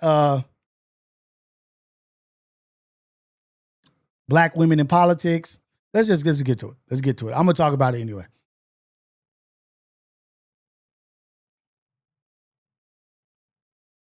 This. Now, doesn't this have to do specifically with your criticism of radical people on the left? And you did mention a couple of African-American women at times. Jasmine Crockett, who says nutty things. Joy Reid, who says, in my view, nutty things. Is that what this is about? I think it is. I don't think there's any question about it, and that's why I spoke out against it, because I think it's utterly ridiculous. I was raised by 5 black women. My mother, God rest her soul, and my 4 older sisters. I have 2 daughters. I have 10 nieces. I don't know what the hell they're talking about. I find it highly offensive that they would label me in this way. Give me a thumbs down award specifically for disparaging black women. I want everybody out there to know there's no such thing. That did not happen. That is a flat-out lie. And that never happened. Whether it was Jasmine Crockett, whether it was Kamala Harris, whether it was Michelle Obama, I pointed to something that they said that I may have disagreed with. That is all. That is all that I have done. And to enjoy you said Reid, about Michelle her Obama, as well. She could win. That's what I remember you saying about her. Yeah, but what? No. Yeah, but remember what happened is that I said that I did not appreciate her saying that a vote for Donald Trump was a vote against women, because I said there are a plethora of reasons why people go to a poll. Some people might prioritize the economy, immigration. How do you feel about it now? How do you feel about your statements regarding what she said now? Safety in the streets of America, national security, etc. There are a plethora of reasons why somebody would choose to vote, to sit up there and to say. So who was right and who was wrong based off today, right now? Stephen A., who was right and who is wrong in those statements? Was Michelle right or were you right? What do you guys think? In the chat, what do you guys think? African-American men that a vote for Donald Trump would be a vote against women. I said, I don't think that's fair. And that's what I said. My point is, whether you agree or disagree, how does the word disparaging come into play? Or to talk about me degrading and denigrating black women? No, I had a difference of opinion about something that they may have said. And that is all. But a journalistic... No, what he said about Jasmine Crockett was way beyond just saying something about what they said. His shit with Jasmine Crockett was way different. No, you went beyond what you're talking about right now. Organization that's supposed to, its foundation is supposed to be based on objectivity and, most importantly, uplifting African Americans within the journalism industry. Well, excuse me, what have I accomplished in my career? Where am I sitting at right now? On September 29th, I'm about to be inducted into the Broadcast and Cable Hall of Fame. I've established myself as one of those people in this industry, but I'm not a Hall of Famer for the NABJ. I brought for my national television show, First Take from ESPN, in concert with ESPN and the great bosses that I have. We brought First Take, a nationally televised show, every weekday morning from 10 a.m. to 12 noon on ESPN. We brought it to the NABJ conference. When have you seen a nationally televised show broadcasting live from a journalism convention? I did it the last 2 years in Chicago and Cleveland, respectively, but I don't show up. Does he have a point there, or what? Like, oh, just because you came here and you went live, I owe you some shit because you went live from where we were at This year, and all of a sudden I receive a thumbs down award? I think it's utterly ridiculous, and I called them on it.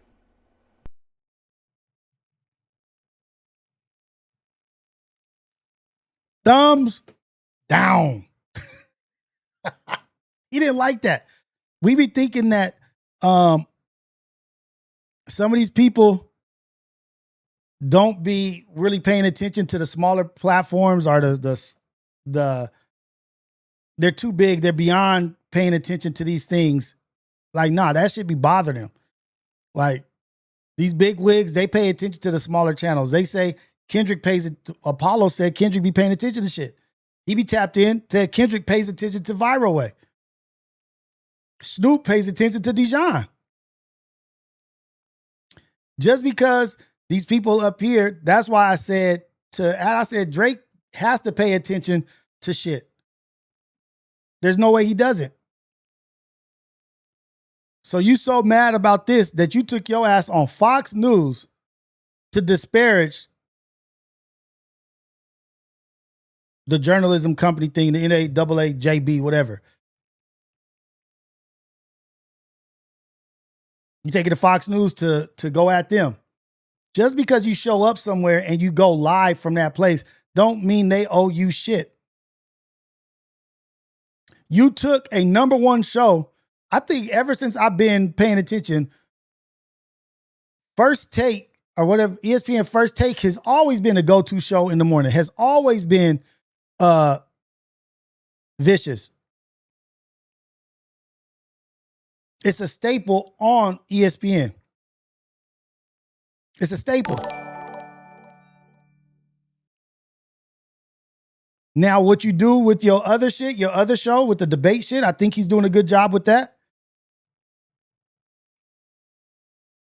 What you do there shows up. What are you doing with your own platform without the machine of Disney? What do you do without Disney? How well do you do without Disney pushing behind you and a machine behind you? Access to all kinds of guests, access to anybody and everybody.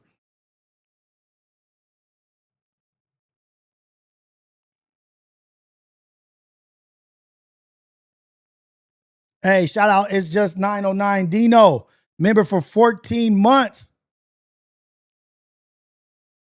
Is it true that the stepmother, the one that is a judge, was also on the island with Nolan Wells? They also saying she's overseeing the tip line. I don't know anything about that. I have no idea. This shit is so tricky. I don't know what to believe. I don't know what's true or what's not. Only thing I know that's true is that somebody tried to cover up the unaliving of somebody who passed away. That young man, Nolan Wells, lost his life. That's a fact. And I think what's also a fact is that they tried to hide that shit. Oh my God. Flacco beefing with Cameron? Stay off the weed. This is the dude. Stephen A. Smith also had to apologize for his takes on Kyrie Irving. For bashing Kyrie. He's bashed people that he's had to come back to and apologize about a lot. Flacco and Cameron God, dog. What they beefing over?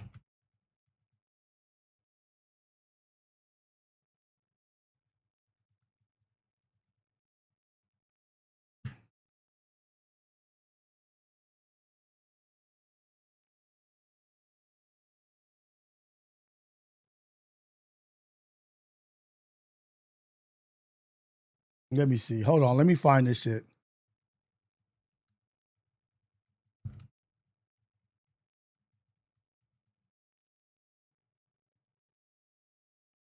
Oh shit, he dropped it right there.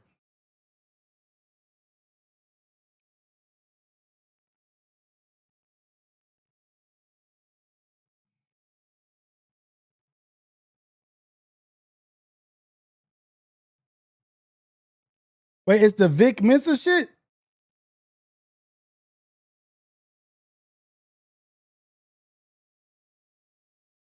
Hey, Flacco has found his way into a lot of shit.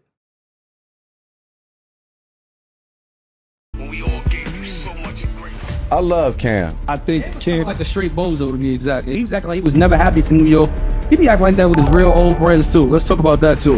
You got friends, niggas threatening Cameron.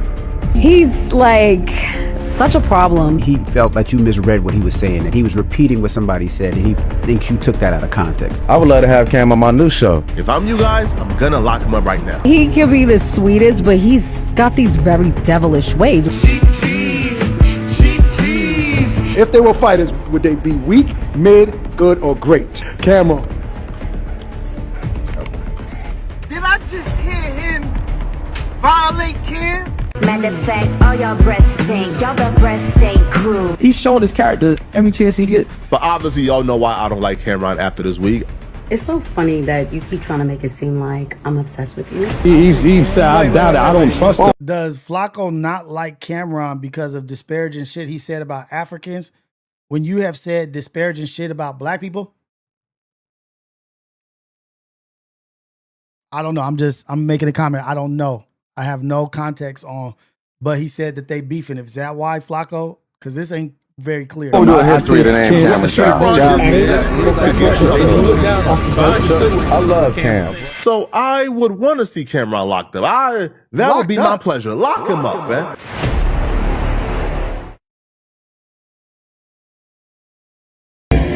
Oh, this is on Cameron's page. Oh shit. Let's go, Cam.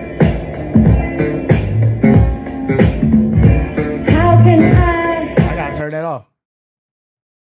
Let's get past the music.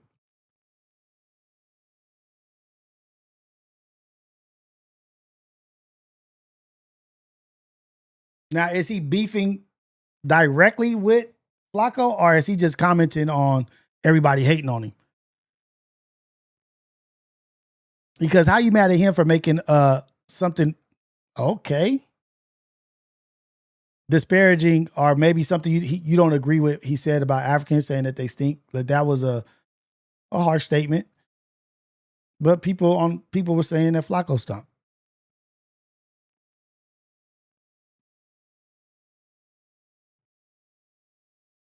Cam. What Cameron just did could get you up to 20 years in certain states. Cam, older. What did Cam do?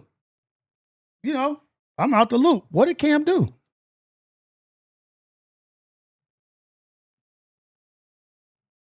I don't know.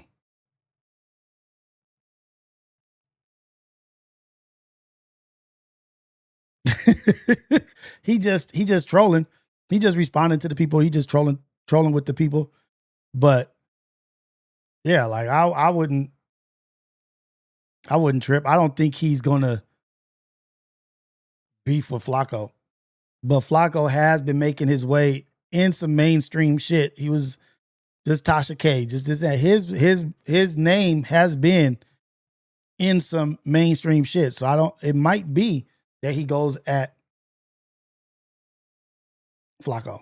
You know, Flacco can get your attention by doing that. Lock his ass up for 20 years. That's going to get somebody's attention when you say lock him up for 20 years. The shit he did You know, Flacco is good for it. It's over, and this is the last. He is done. Enough he is done is going to get Cam's attention probably.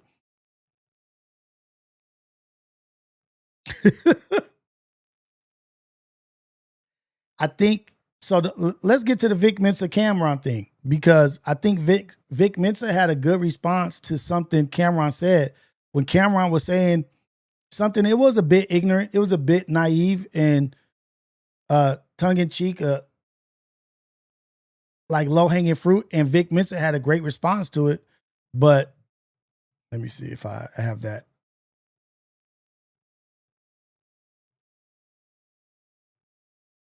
Here we go. And why do you think it's you in the Confederate flag dress in the 3 Years Sober video? Which version? This is Vic Mensa responding to what Cameron said about him wearing a dress in the Confederate flag in some video. Yeah. So Vic, do you think people are still judging you by, and why do you think it's you in the Confederate flag dress in the 3 Years Sober video? Hey, look, you know, parody. It had to happen. You know what I mean? Everybody don't need a podcast, Mike.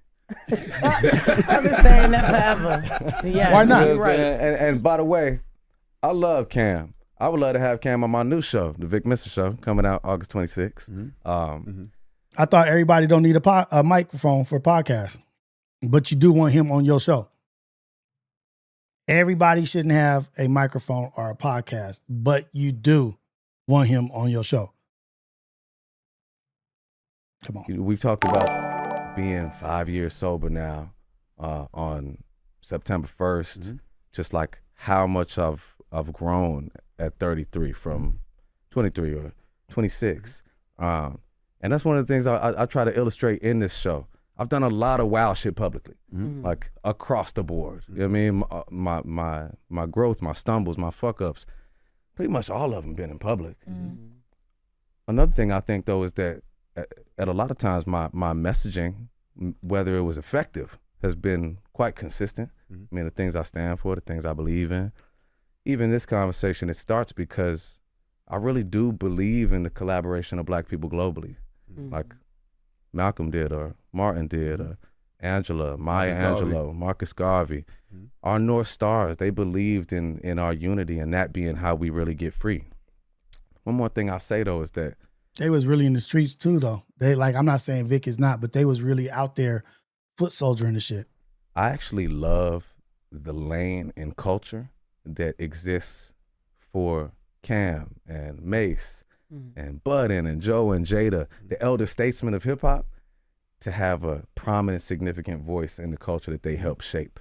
Like you don't get to stumble in and comment on the NFL off the street. You know what I mean? And I think we got a culture that so often discards our elders, that I love to see a place where these guys are still contributing on the mic, even if they don't want to make albums. Do you feel let's unpack that. I want to stay here. Yeah, I'm saying here. Right. With Cam and his comments back to you, right?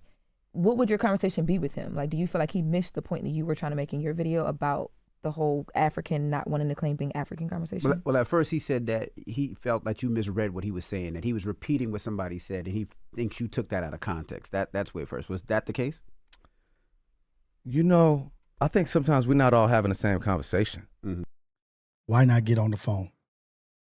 I respect our elders. I respect all that. Like, I love that there's a lane for this. I love that there's a lane for the older ninjas in the neighborhood, in the community, the older rappers. They have a lane. I love that there's a lane for them. To me, is a kind of still like a compliment, but just like also like I'm glad that the old out of touch cats still have a lane, even though it's past their time. Is how I feel that that's being taken like nationality and ancestral origin and culture. These are all different things. I do see oftentimes that comments are made that Black Americans have no culture. I mean, that's just untrue. You know what I mean? Black American culture is the most globally influential culture on the planet. Every corner of the planet is emulating Black American culture. And the truth is also that. So is there a difference between emulating black people versus emulating black culture, or is that the same exact thing? An anti-black narrative on all sides. Like, as black American people, we've been fed an anti-African narrative. As Africans, so often I see people fall into demeaning black Americans because they think it's like their ticket to assimilation or proximity to whiteness. Like, all that shit exists. I don't think any relationship of substance can be based on a lie. Like, we can't brush none of that under the rug. It's all legitimate points of disagreement. But who does it benefit, though, for us to be separated is my big question. Like, who makes the money from the disjointed African diaspora, black people of the globe not being unified? And I do think we all generalize too much, right? Because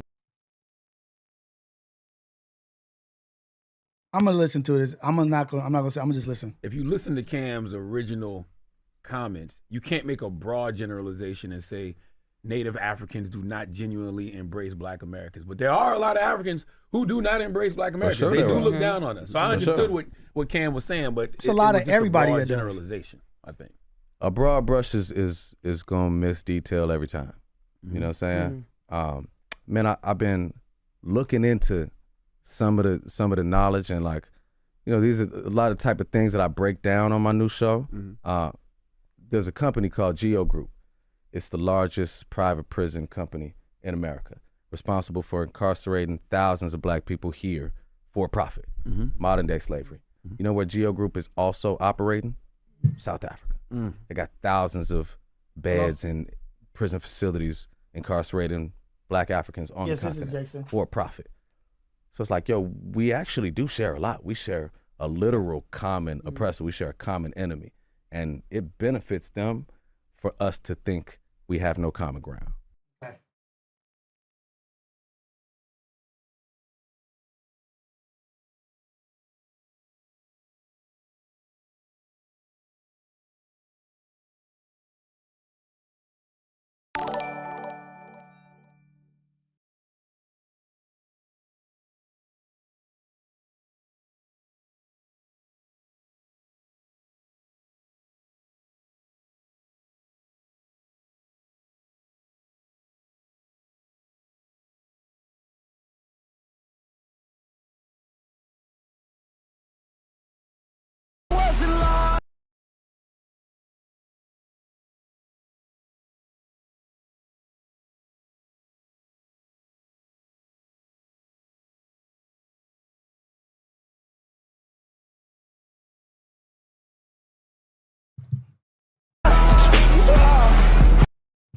This is the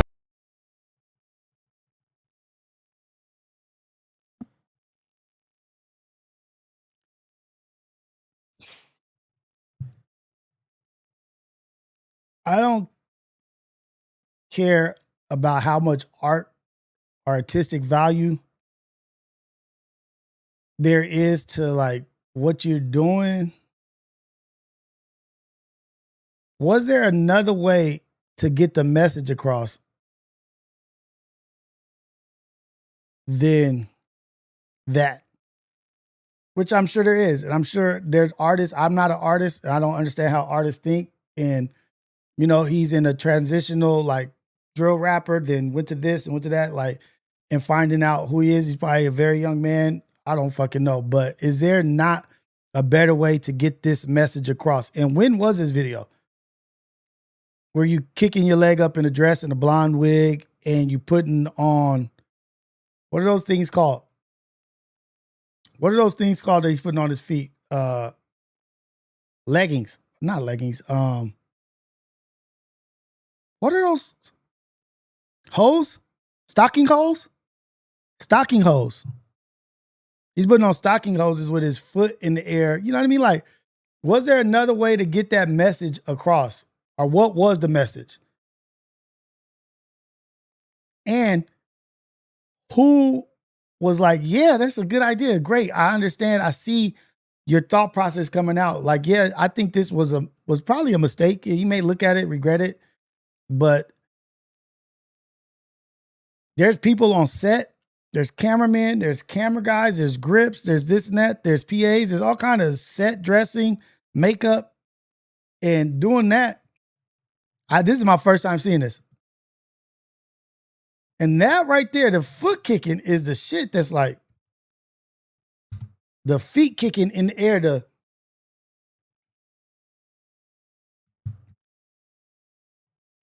I don't know. I'm going to just say I don't know. I don't even know what his reasoning was. If he had whatever his reasoning was behind that, I don't know what his reasoning was. Like, pantyhose.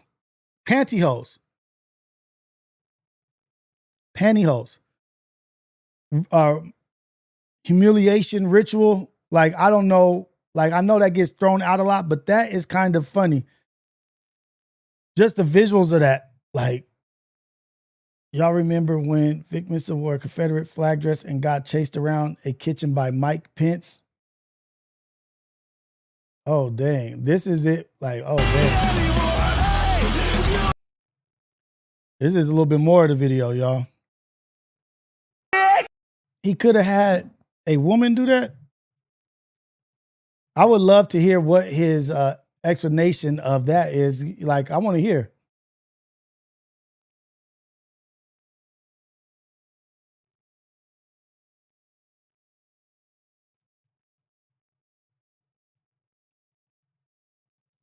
Let me see. Vic Mensa explanation of wearing a dress.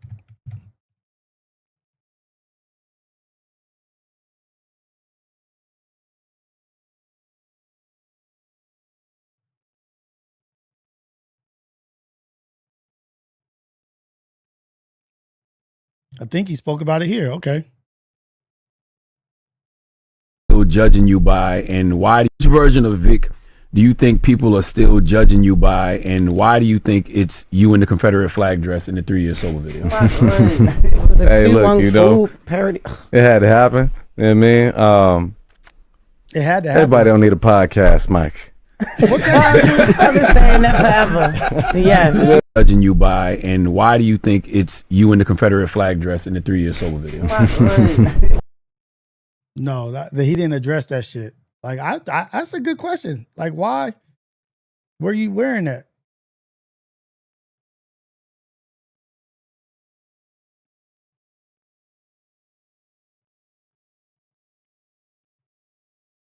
Hopefully this is a video of him responding, like saying why. 3 Years Sober video, though, because now is a good time to just expound on it. Because you said that you, I do want to talk about the And if there's a race war? 3 Years Sober video, though, because now is a good time to just expound on it. Because you said that it was a middle finger to a symbol of racism. Do you think people actually got the message, or did it get lost in the shock value? Oh, yeah, nobody got the message. It's an interesting way to come at the message, you know? There's a lot of drugs involved. Oh, okay. You were high. I was high. Okay. And then wasn't it like it was like a play on The good old I was high. The good old I was high. Understood. The good old I was high. There it is. I was high, dude. The good old, it was just content. Just content. It wasn't me. That was not something I thought of. Who thought of that? The no accountability. I was high. I was just a drug addict. on the Tu Wong Fu as well, It was right? from Or Tu no? Wong Fu. Yeah, that's you what, know, it was from the movie Tu Wong Fu, and you know, I meant for it to be a political statement, a middle finger to a symbol of hate, and also like a statement of support. Nobody in the community that I'm from, or nobody in the community that I know of, appreciated the movie Tu Wong Fu either. Like, they hated Tu Wong Fu. Maybe he was saying fuck Tu Wong Fu, but why even emulate something attached to Tu Wong Fu? Because people were mad at Wesley Snipes and John Leguizamo and Patrick Swayze for Tu Wong Fu. Like, what was the reason? What is the reason for Tu Wong Fu, but why would you even dig into Tu Wong Fu and use that as a message and then say, yeah, I was high? Well, whose idea was it? For LGBTQ communities, but it was a strange way to come at it, you know. You like lump 3 concepts You went into too one. much. It was just visual. Vic said, if you know, you know, motherfucker. If you know, whatever. But that's why I think what you're doing with the videos you post now is like it's more clear and direct. Like we can get the you don't gotta see through all That the is funny stuff. as hell when you put the dress on. Yeah, Like, I'm it was gay. like- Look at me. Like, why would you do that? Look at me. But why the dress to put a solidarity to show Tu Wong Fu? It was punk rock. That's what I chalked it up to be. You know? But like you said, Let him say. you know, What do you want to say? clarity of messaging is something that has come to me in time. You know what I mean? I'm gonna be honest with you. I never saw that video till Cam said it. I'm not even joking. When Cam showed it, I was like, what the hell was this? I had never seen that 3 years sober video. I'm like, what was Vic doing? Then in my mind, I'm like, is that AI? And then I just kind of dismissed it because I'm just like, you know what? I like him picking the oranges, so I don't even want to think about nothing else. Did it move anything forward? Because you were trying to talk about a lot. It was like the birth control stuff, right? It was like LGBTQ It was stuff. AI. That okay. There we go. Good answer. That's right. Leave him alone. That's what I thought too, by the way. I do want to talk about. I don't like that response. I don't like the response, the non-accountability. Like I was on some weird shit. I was just on some weird shit. Like to say I was high, like I was on some weird shit at that point in time in my life. I was doing weird shit beyond just that. Like, I don't know, like if you were high, your mind was still in the right place to have a messaging of what was wrong and what was this and that. What was that? No, for real, what was that? Vic Mensa. Shout out to that brother though. You know, it changed his delivery. His delivery has changed where he's doing the picking the fruit and then having a good message and being about the people. But Cam pulled that shit out of the woodworks. Like, don't come after me. It was AI. It was AI. No, it wasn't. It was you all the way.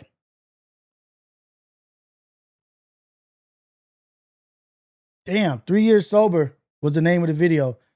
I wish that they like pressed in on that a little bit more, not even to embarrass him, but just to get the mind state that he was in. Like, okay, you was on drugs. What kind of drugs was you doing that get you to do that? What about the leg wiggling, the leg kicking in the air and the stocking hoses that you were putting on? Why was you putting on stocking hoses? White people don't get it. Interesting shit. Interesting.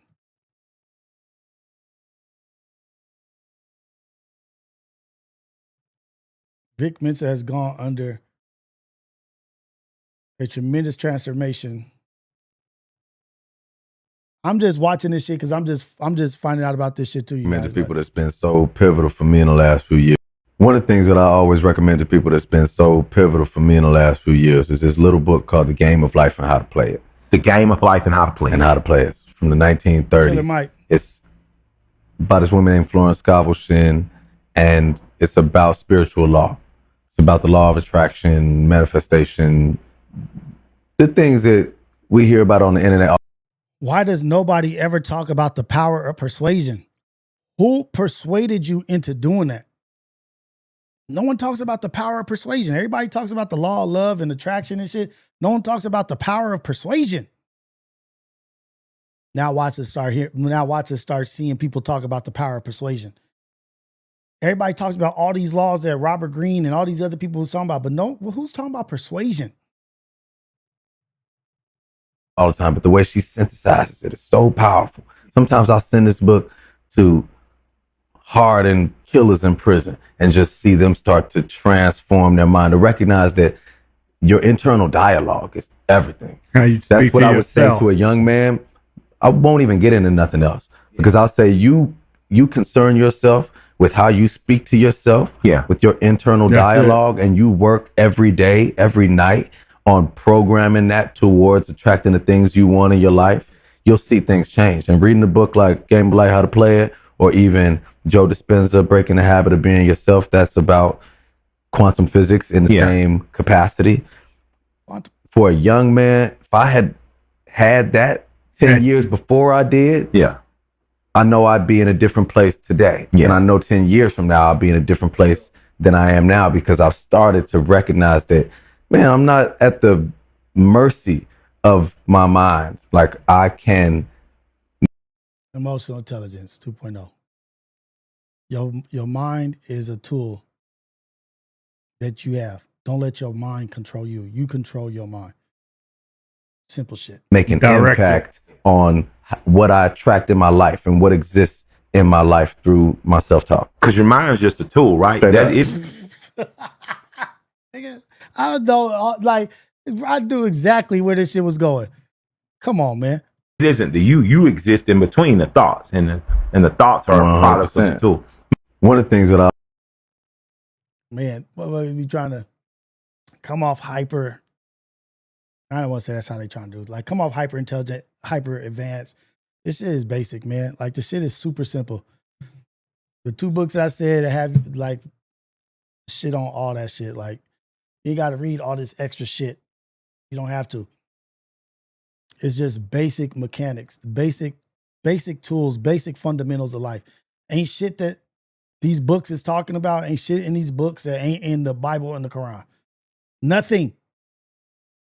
I promise you. Ain't nothing that these new books and all this other shit, like, if I was to suggest anything, it's to read the messaging of those books and the things in there that have been taken out of those books and used for all these super uber successful books is all just derived from that shit and whatever that shit is derived from.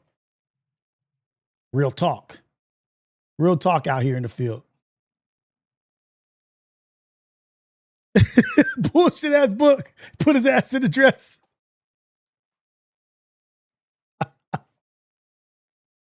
Hey, man, it is what it is. People be out here struggling, dude. Like, I don't even know what Cameron said. Cameron said something about Africans. Cameron on Africans. And then Godfrey had responded to it.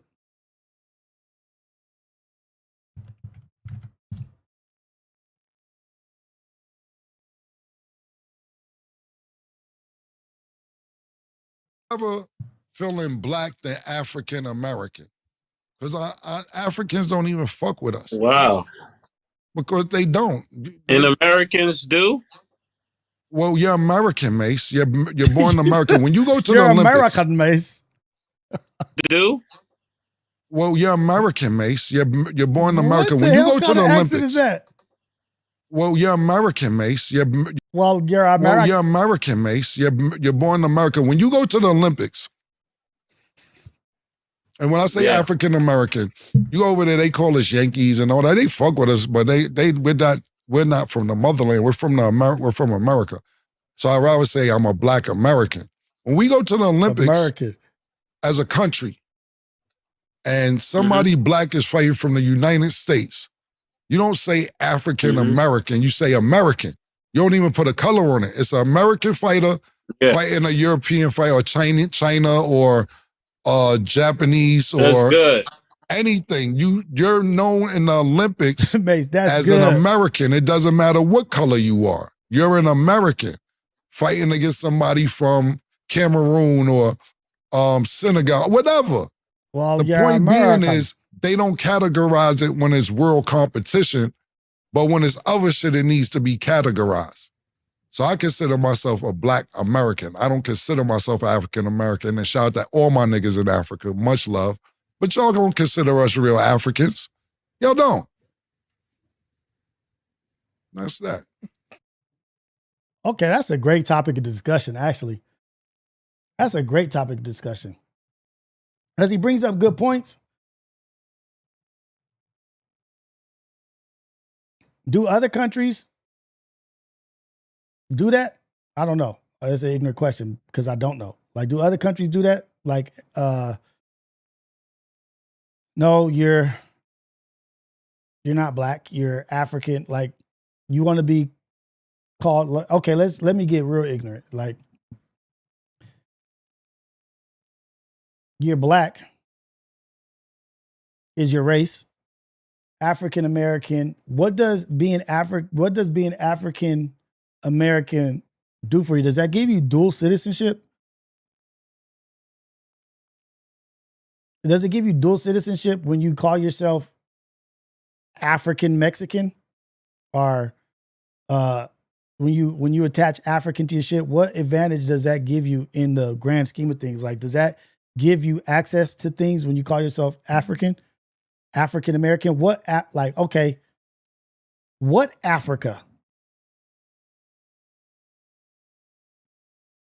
What part of Africa? Just the continent.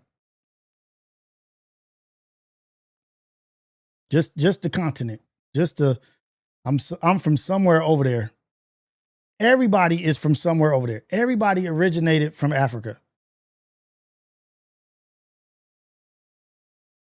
Like, what portion of it, like, what is the gain?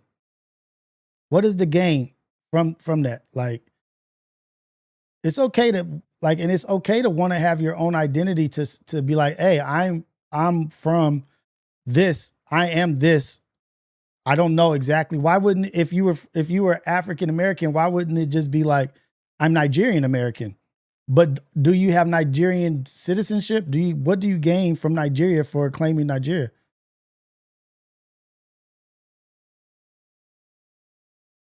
This is an honest question. I'm really just asking because I don't know.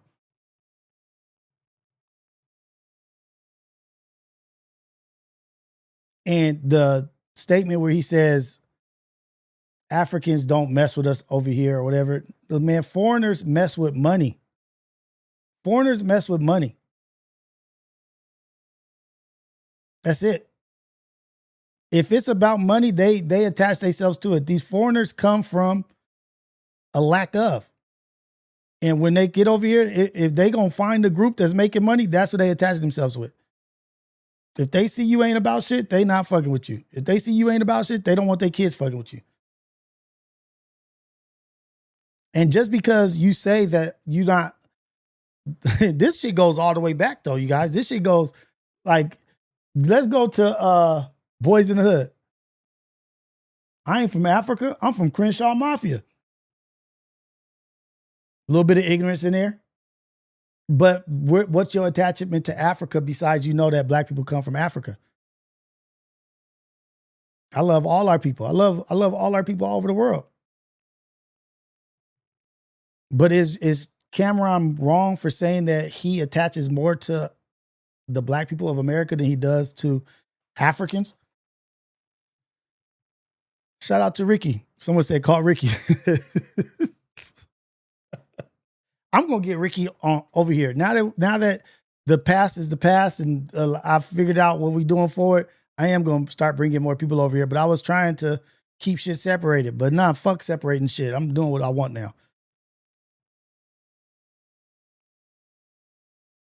I'm just trying to see because you say that you're black.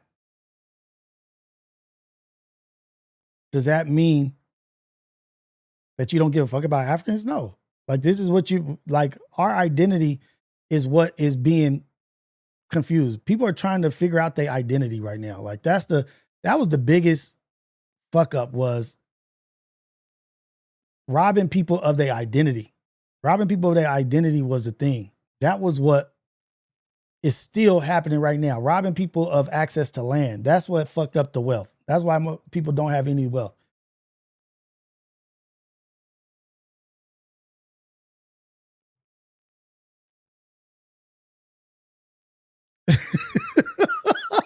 Ohio. I'll just try to figure out. I think it's a great conversation because what's the benefit?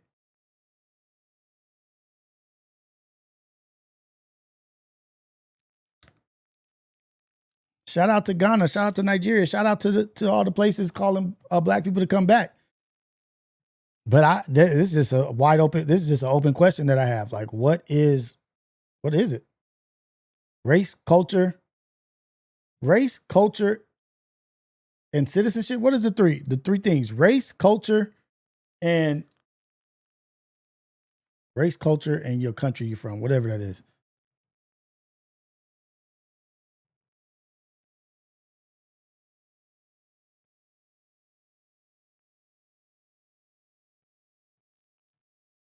Black Africans is not African, nor are we in competition with anyone on this planet. We're in our homeland and we're telling everybody else to hold your nuts. This dude comparing us to Belgian colonial rule in Rwanda is crazy. We didn't create this.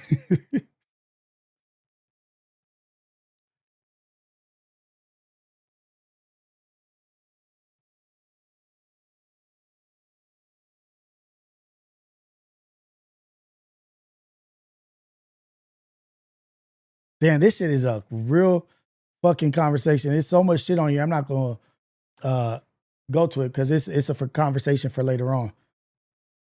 But damn.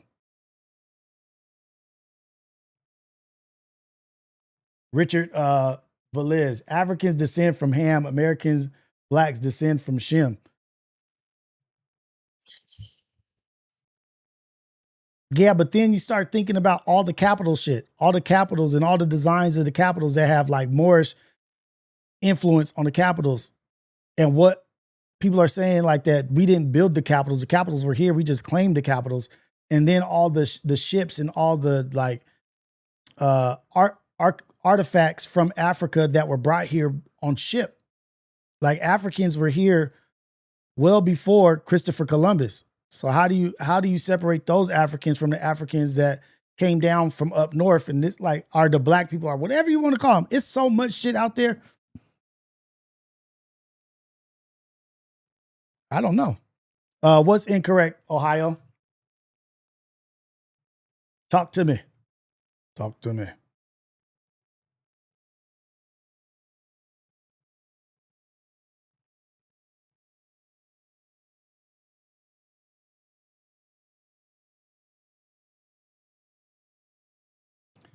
Because then we were talking about parenting and how shit is horrible. Like shit is horrible when you are selfish in your parenting and when you make it about you and not about your children, right? What Richard just said. Yeah, that's like when people try to break down the Bible and the different tribes, that's like the Hebrew Israelite kind of outlook. We're going to get back to parenting, and I want you guys to see this shit and how despicable some of the shit is that we do as parents.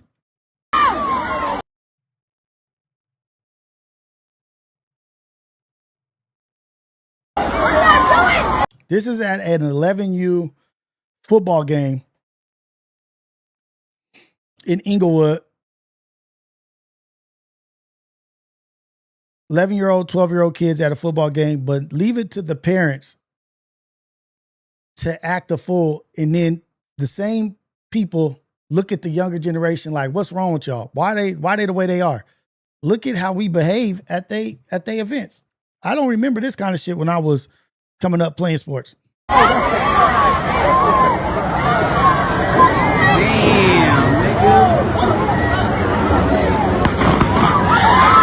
Inglewood, California, always up to no good. There was a nationally televised 11U youth football game last night, and leave it to the adults to ruin the youth sports game that just happened.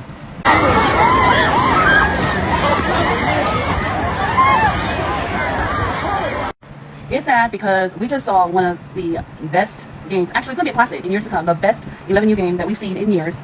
And then it had to be ruined by some adults right before the 12U game.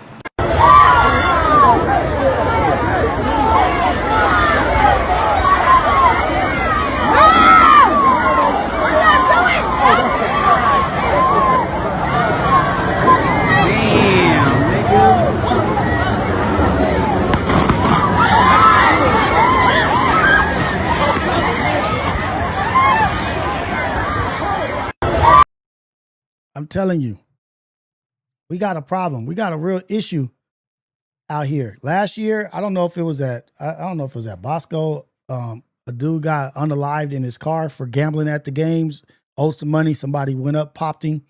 Kids beat up a coach. One coach sent his kids over to beat up a coach. One of the kids got stabbed. Coach got stabbed. Like, what are we doing? What the hell are we doing? How are we not policing this shit? How are we not taking care of this shit? Hold on, this is my wife. You guys talk about it in the chat real quick. Hey, baby.